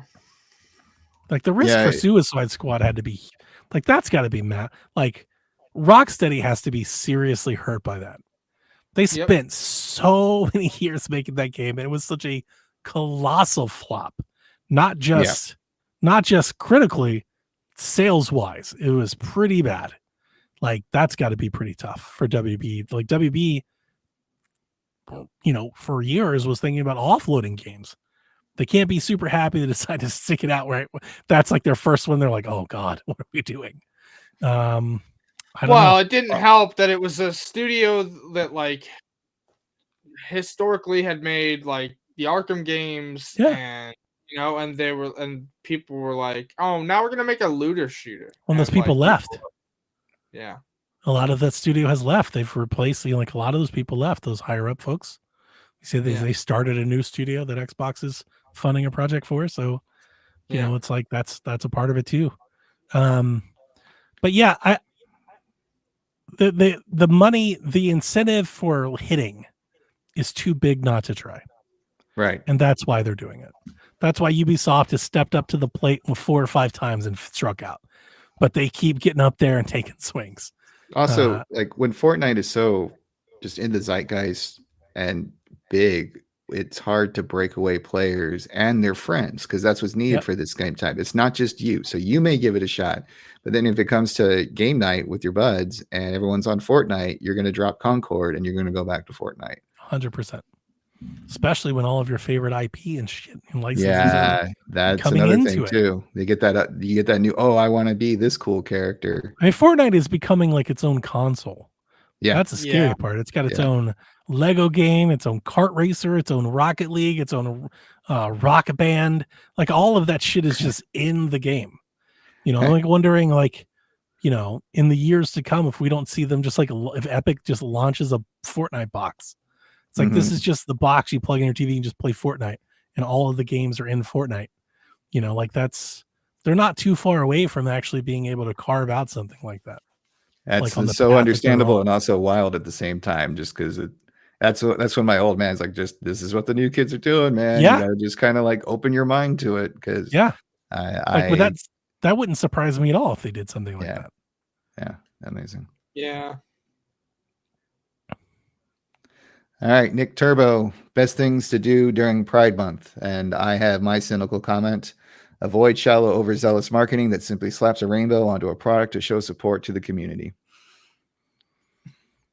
I like rainbows. I do too, but there's a lot of marketing. I like it. I get it, but I actually I don't mind it. I don't mind when all the companies do their rainbow version of their logo and shit. I'm like, okay, it's fun. So that's not really what Snurts is saying. It's like so I'll get into Snurts' point and then I'll tell you what I suggest, Nick. So what Snurts is really saying is that like a lot of these companies don't actually care. It's just I think most of them don't. Yeah, no, I get it. I get that part. Yeah, I still like it. Yeah, I mean, I like they can not care, and I still don't think it's a bad idea.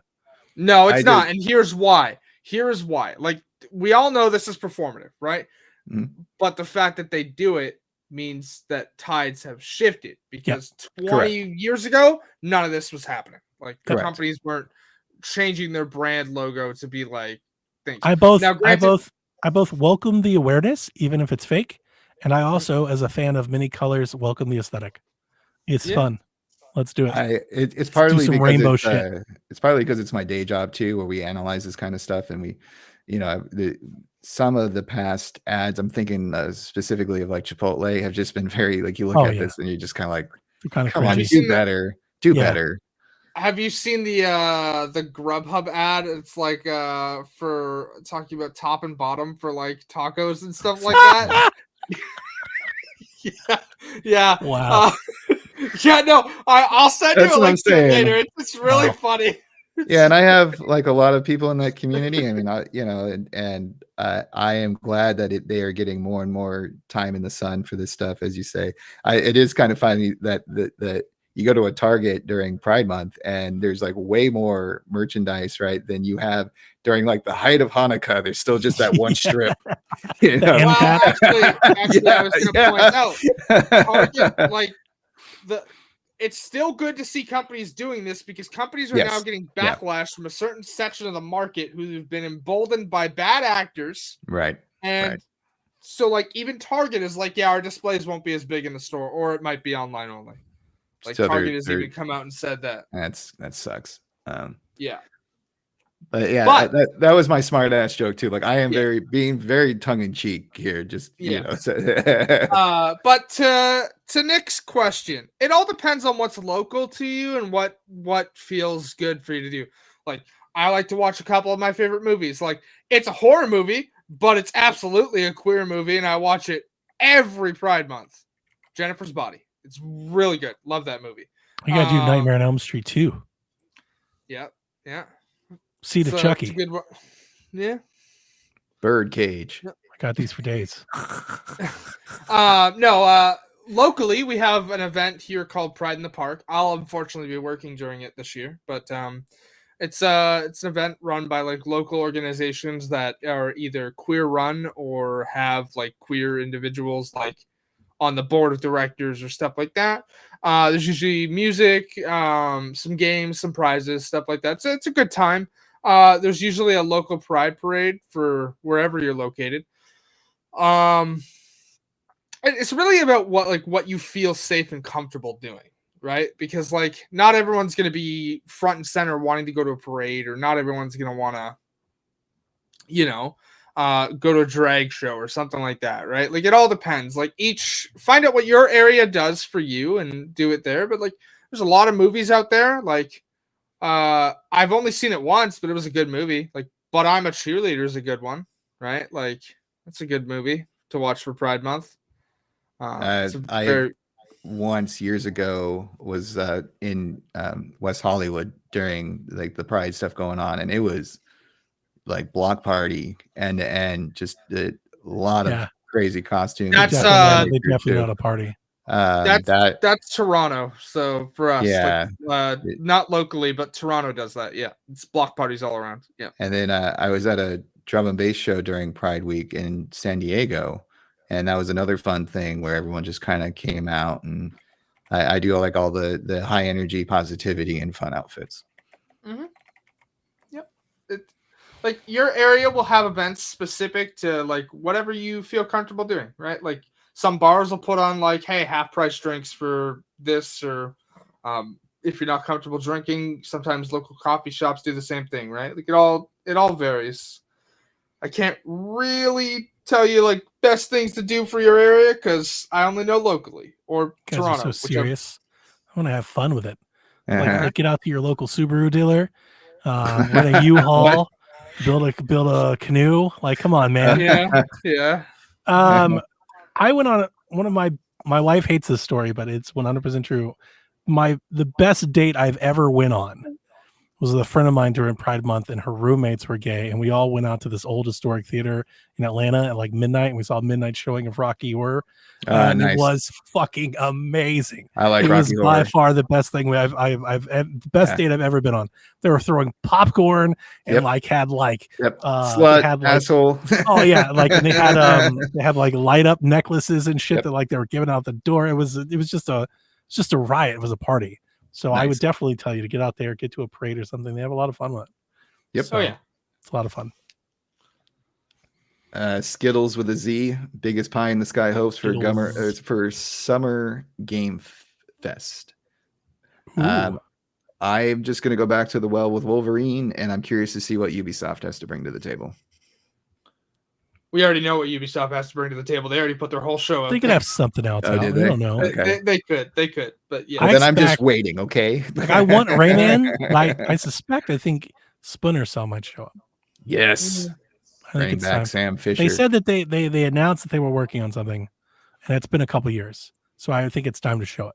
Maybe it's I not also soon. wonder if they're gonna It's probably time change to the show it. gameplay or not, because the last Splinter Cell was a big departure from the original 3. Yeah, I think the idea is to go back. Yeah. Yeah, it'd be Interesting. modern, but I think that's the idea. I don't Yeah. remember. There was a couple years ago they announced that they were remaking or they had a new Splinter It's a Cell. Splinter Cell remake that they Yeah, put that's what I into. thought. Yeah, I mean, And Chaos Theory to date It's is been quiet since then. so good. They haven't talked about it since, I think. Okay. yeah. You're So correct. I think now's the time to unveil at least what it looks like. Question We'll see is, the does trailer. Ironside return? I don't know. I don't think so. I mean, is he still doing voice acting? He's still acting in general. I haven't seen him in a while, I thought. I don't but know. I think the last thing I saw him in was that Mr. Nobody with Odenkirk. He was the boss who owned the factory that they worked at. I don't know, but if they do, they got to find somebody who has that equally gravitas voice because it's iconic. I honestly don't know what my pie in the sky wish is. I have a lot of wishes for E3. I don't think any of them are like crazy. Like my pie in the sky would be like the Switch 2 announcement. I don't think that's going to happen. I was really hoping to see Metal Gear Delta dated yesterday, and I didn't. And outside of that show, like people are starting to wonder. Like I think Midori was saying, like it could be delayed. Maybe we're not getting Metal Gear Delta this year. That'd be kind of a bummer. I was looking forward to it. I want to see those Zelda ports to Switch, especially if they don't have a lot of first-party software. It'd be a great way to spend my summer playing Wind Waker again. So, Yeah, two things. Lollipop dates, Shadows of the Dam dates. I just want these games that I've been waiting on. Actually, that's what I'm going to say. I have a list here. Hang on. I always keep a list on my desktop. Let me just bring it up. Before you get to your list, to answer Snurtz's question, yes, he is still acting. He has 8 upcoming projects according to IMDb, and his most recent acting portrayal was the Jester from Transylvania. Okay. Hey, man, bring him back then. I'm not trying to kick the old guy to the side. He's been in a bunch of stuff that I've watched. So okay. So these are games that I've had on my wish list for some time now that we don't know when they're coming out. Or if we do, like maybe that we know like a general time, but like I don't think a lot of these have been dated. So Toxic Commando hasn't been dated, right? Not that I'm aware of. Right. No. Snake Eater, Slitterhead. Let's see here. Plucky Squire, Lollipop Chainsaw, Shadows of the Damned, Angerfoot. Let's see here. I had No Rest for the Wicked, but I don't even think I'm going to like that anymore. Replaced, Routine. Rift of the Necrodancer, Metal Slug Tactics. Where the hell did that go? Blade Chimera. Like these are all games that like I've wanted for like over a year, and they're just nowhere to be seen. I need these dates. I need dates for these games by now. It's like, come on, guys, let's get some dates out. Let's get some games out. Let's start releasing some stuff. That's kind of what I'm looking forward to next week. I want to see dates for stuff. Cool. So for me, definitely a Dragon Age date, which I'm expecting that to happen. Yeah, Grub has been pretty out there that like it's getting dated and released later this year. I mean, it could always slip, but like that's Grub's dated and released soon. Whether it's January 1 or January 25th or February 25th, it doesn't matter. Soon. Yeah. I always like the E3 year thing. We always put like that delineation, like January 1st, and it's kind of like if we're announcing it in June, we expect it out in the next 6 to 8 months. You know, like I think that's kind of what we're looking at with Dragon Age. Yeah, it might be this fall, could be a little later, but soon. I mean, I'm very excited for that one. Definitely want to see gameplay for Shadows. I mean, I know we're gonna get that. I also want dates for Lollipop and Shadows of the Dam because I never got to play Shadows of the Dam, so it'll be my first time being able to play. Super fun. It. You still have your Xbox? I do. Yeah. You can play it on Xbox. It's back compat. Okay. But I'll just wait for the remaster at this point. I'm gonna play on Switch. Yeah, I mean, I definitely also want Lollipop, which still saddens me that that's not back compat as well. But licensing is a thing, and that's why they've Correct. probably been taking so long for the remaster. But excited to see dates. Pie in the Sky as Sony gets off their fucking ass and goes, "Hey, here's a native it's just a PS4 version, but here, have Infamous 1 and 2. Go nuts." I Not had gonna a feeling happen. that was amazing. I had a feeling you were going to say that. It's not gonna happen, but I fucking want it. It would be great to have Infamous ports, even ports. I Yeah. would love a remaster, but even ports. Sucker Punch has got to need to do something in between project. Like, just do that. Like, have somebody have a small team just up-resing some of those ports, please. Or even hell, I'd even take, because they made this on PS3. I would take a ported PS4 version of the Sly Cooper collection, which they fucking put out on PS3. And then on Vita? Huh? Is it on Vita? No. Sure. There's a Sly Cooper game on Vita, but not like the collection. Fairly certain. I feel like I played that on Vita. It might have been Play Anywhere. Where Sly Cooper collection, PlayStation Vita. Oh, okay. Well, I didn't know that, but either way, fucking port it. I'll play it. Full games remastered digitally in HD. Yeah. Yeah, that'd be great. Give it to me. I want them. Hell, Resistant, the PlayStation backwards compat stuff is like a weak point. I wish there's a lot more that they could be doing there. It's nice that we have the PS4 stuff. So I did download Infamous, Second Son and First Light. I haven't played those in a while. I might play those soon.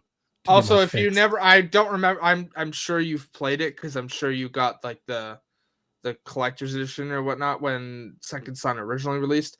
But they did also finally release the DLC that had you interact with Zeke. I definitely don't think I did that at all. Everyone is able to download that now, so that's DLC that's it's free on the store. I'll have to look that up. But yeah, I would love any of that stuff. That'd be great. I want more of these PlayStation 2 games. That. More native stuff. This whole subscribe to our $100 a month shit so you can stream some PlayStation. That's ridiculous. I never understood. Why can't they do both? Why can't you have the streaming option and then the store option where you can? Well, if you'd paid attention to the internet for years, people have been like, you can't emulate PlayStation 3. The cell processor's too hard.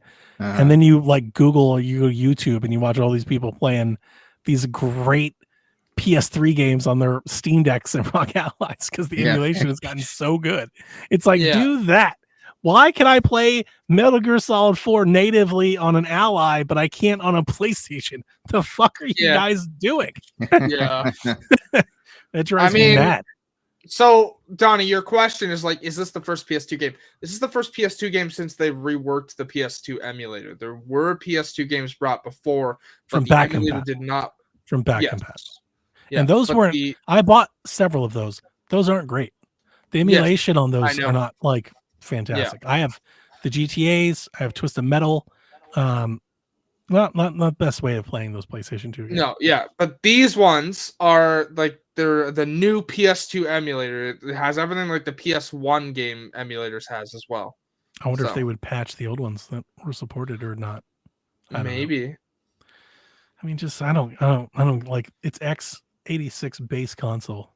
I could literally, given the tools and access, I could literally put the ROMs and the emulator on it and play them better. It shouldn't be that hard. But I would love to play Infamous 1 and 2 without the game consistently lagging from so many mobs on screen and electricity effects. They have to know. They have to know that there's a demand for that at some point. Oh, they have to. Right. They have to know there's demand for it. Part of me wants to say there's hope because of that reason, but then you look at Bloodborne and be like, there's no fucking hope. Well, so that one's if they haven't touched that. Well, no, Bloodborne is different. Bloodborne is PlayStation themselves ran into a bit of trouble with Demon Souls, from what I heard, when Bluepoint was remaking that, and so my theory is that they're waiting for Elden Ring to be finished to do that. We'll see. There's so much pent up demand for that. If that game can't get a look, There's no hope for us on the Infamous front. Yeah, I know. It's like this isn't really, but like they did it for Uncharted. We have the Uncharted collection, Right.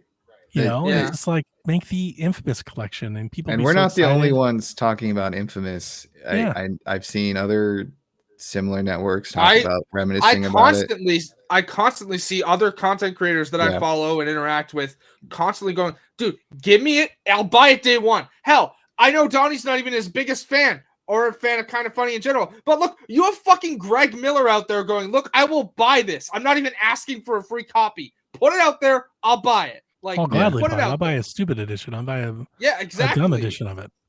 It would be nice just to have them. I mean, I don't even know at this point. I would love remakes or a remaster for sure.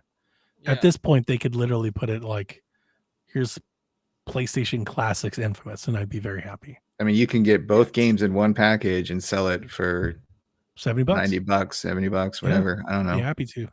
Yeah. I would happily buy it. Yeah. Hell, throw in the little vampire DLC as well in there and like sweeten the pot. Well, and think about how many people are like me who jumped from 360 to PS4 does not have the robust PS3, PS2 experience. Sure. That could be even more cemented into this brand and their platform if you gave us an easier opportunity to play these that didn't involve some weird streaming service that I just don't give two shits about. Yeah, and the streaming isn't good is a in bummer. most locations. It's not good in most locations. Yeah. All right, last one for the night. We got Dr. Moxford, the reddest fan of them all. He has a crossover question for Delvin and Robin. So he's referencing my lovely Simpsons podcast, Sacrilegious with Robin and Snurts. And he would like to ask us your favorite Simpsons video game, console, cabinet, or PC. So yeah, I love The Simpsons. Obviously, if I'm doing all this work to get a couple of podcasts out about the show, and I've played my fair share, so I'm going to take the lead on this one and then throw it to you all. As I mentioned last time, my favorite Simpsons game ever is the one by EA that came out in 2007. The reason is the writing is on point and the gameplay is passable. It's nothing out of this ordinary, but it feels like The Simpsons. It sounds like the system. It is literally called The Simpsons Game 2007 by EA. And then I follow up. I will shout out the Simpsons arcade game and the Hit and Run classic. I will not be shouting out the Sega and Super Nintendo days because those games were nightmares. Pun intended. The game was on all platforms. It was even on. There was even like a weird Switch version as well. If I'm not, or not Switch, 3DS. I believe it's on everything. Really? I believe so. I hope I'm not just lying. What? Simpsons 2007? I'm pretty sure it was on Nintendo DS. Yeah, the Simpsons game, Nintendo DS. Oh, snap. I wonder if it's on I have one of those DS cartridges. It's like 400 games in one. I wonder if it's on there. Yeah, it's fun. They have a lot of good jokes, and this is also when the Simpsons movie came out, so they were just kind of having a moment. And it could be just that it's my favorite show. I often say my brain is part yellow, but I do remember really enjoying it. And I played the game twice, and then I got over the gameplay and the jokes. I heard them already.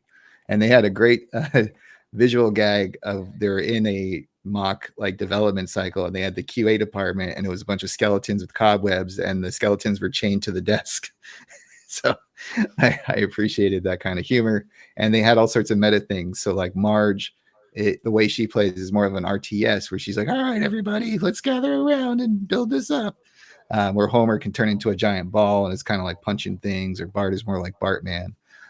So it has a variety of gameplay. And I think if you're a fan of The Simpsons and video games, it's a good combination, but I don't think casual fans would enjoy it as much. Haley, do you have any Simpsons games that you enjoy? Hit and Run, and then there was another Simpsons game that involved driving that was not Hit and Run. I don't remember what that was. Road Rage. There we go. Thank you. Both those games are the only Simpsons games I played, but they're very good. I enjoyed them. Yeah, I've put some hours into Hit and Run back in the day, and that was a lot of fun. And now, it was the Road Rage one like the same title game where you're on a motorcycle and you're kicking people, or is it? No. You play as different characters. Like one level you're Homer, one level you're. Gotcha. Actually, I think you picked who you were driving as, but like each one had a specific car, and essentially you were just picking up people and taking them where they needed to go. Oh, okay. The one that I'm going to pull from, and this I'm doing this specifically for you, Snurts, is the first Simpsons game I ever played on Super Nintendo, and that was Simpsons Bart's Nightmare. Yeah, that's That one was pretty fun. That if I could get past like 2 levels, I think I'd enjoy it more. Yeah, It was that's just what I remember. so I remember hard. like walking around that street, right? It's kind of like this paperboy, like kind Yep. of platformer thing, right? Yep. Yeah, I remember the little collectathon. That was cool. And a similar one was Bart versus the Space Mutants. And so both of those were craptacular. I maybe that's something I pull out the Game Genie for to see if it's on that cartridge that we've been talking about and see if we can get through it, because that'd be fun. Sure.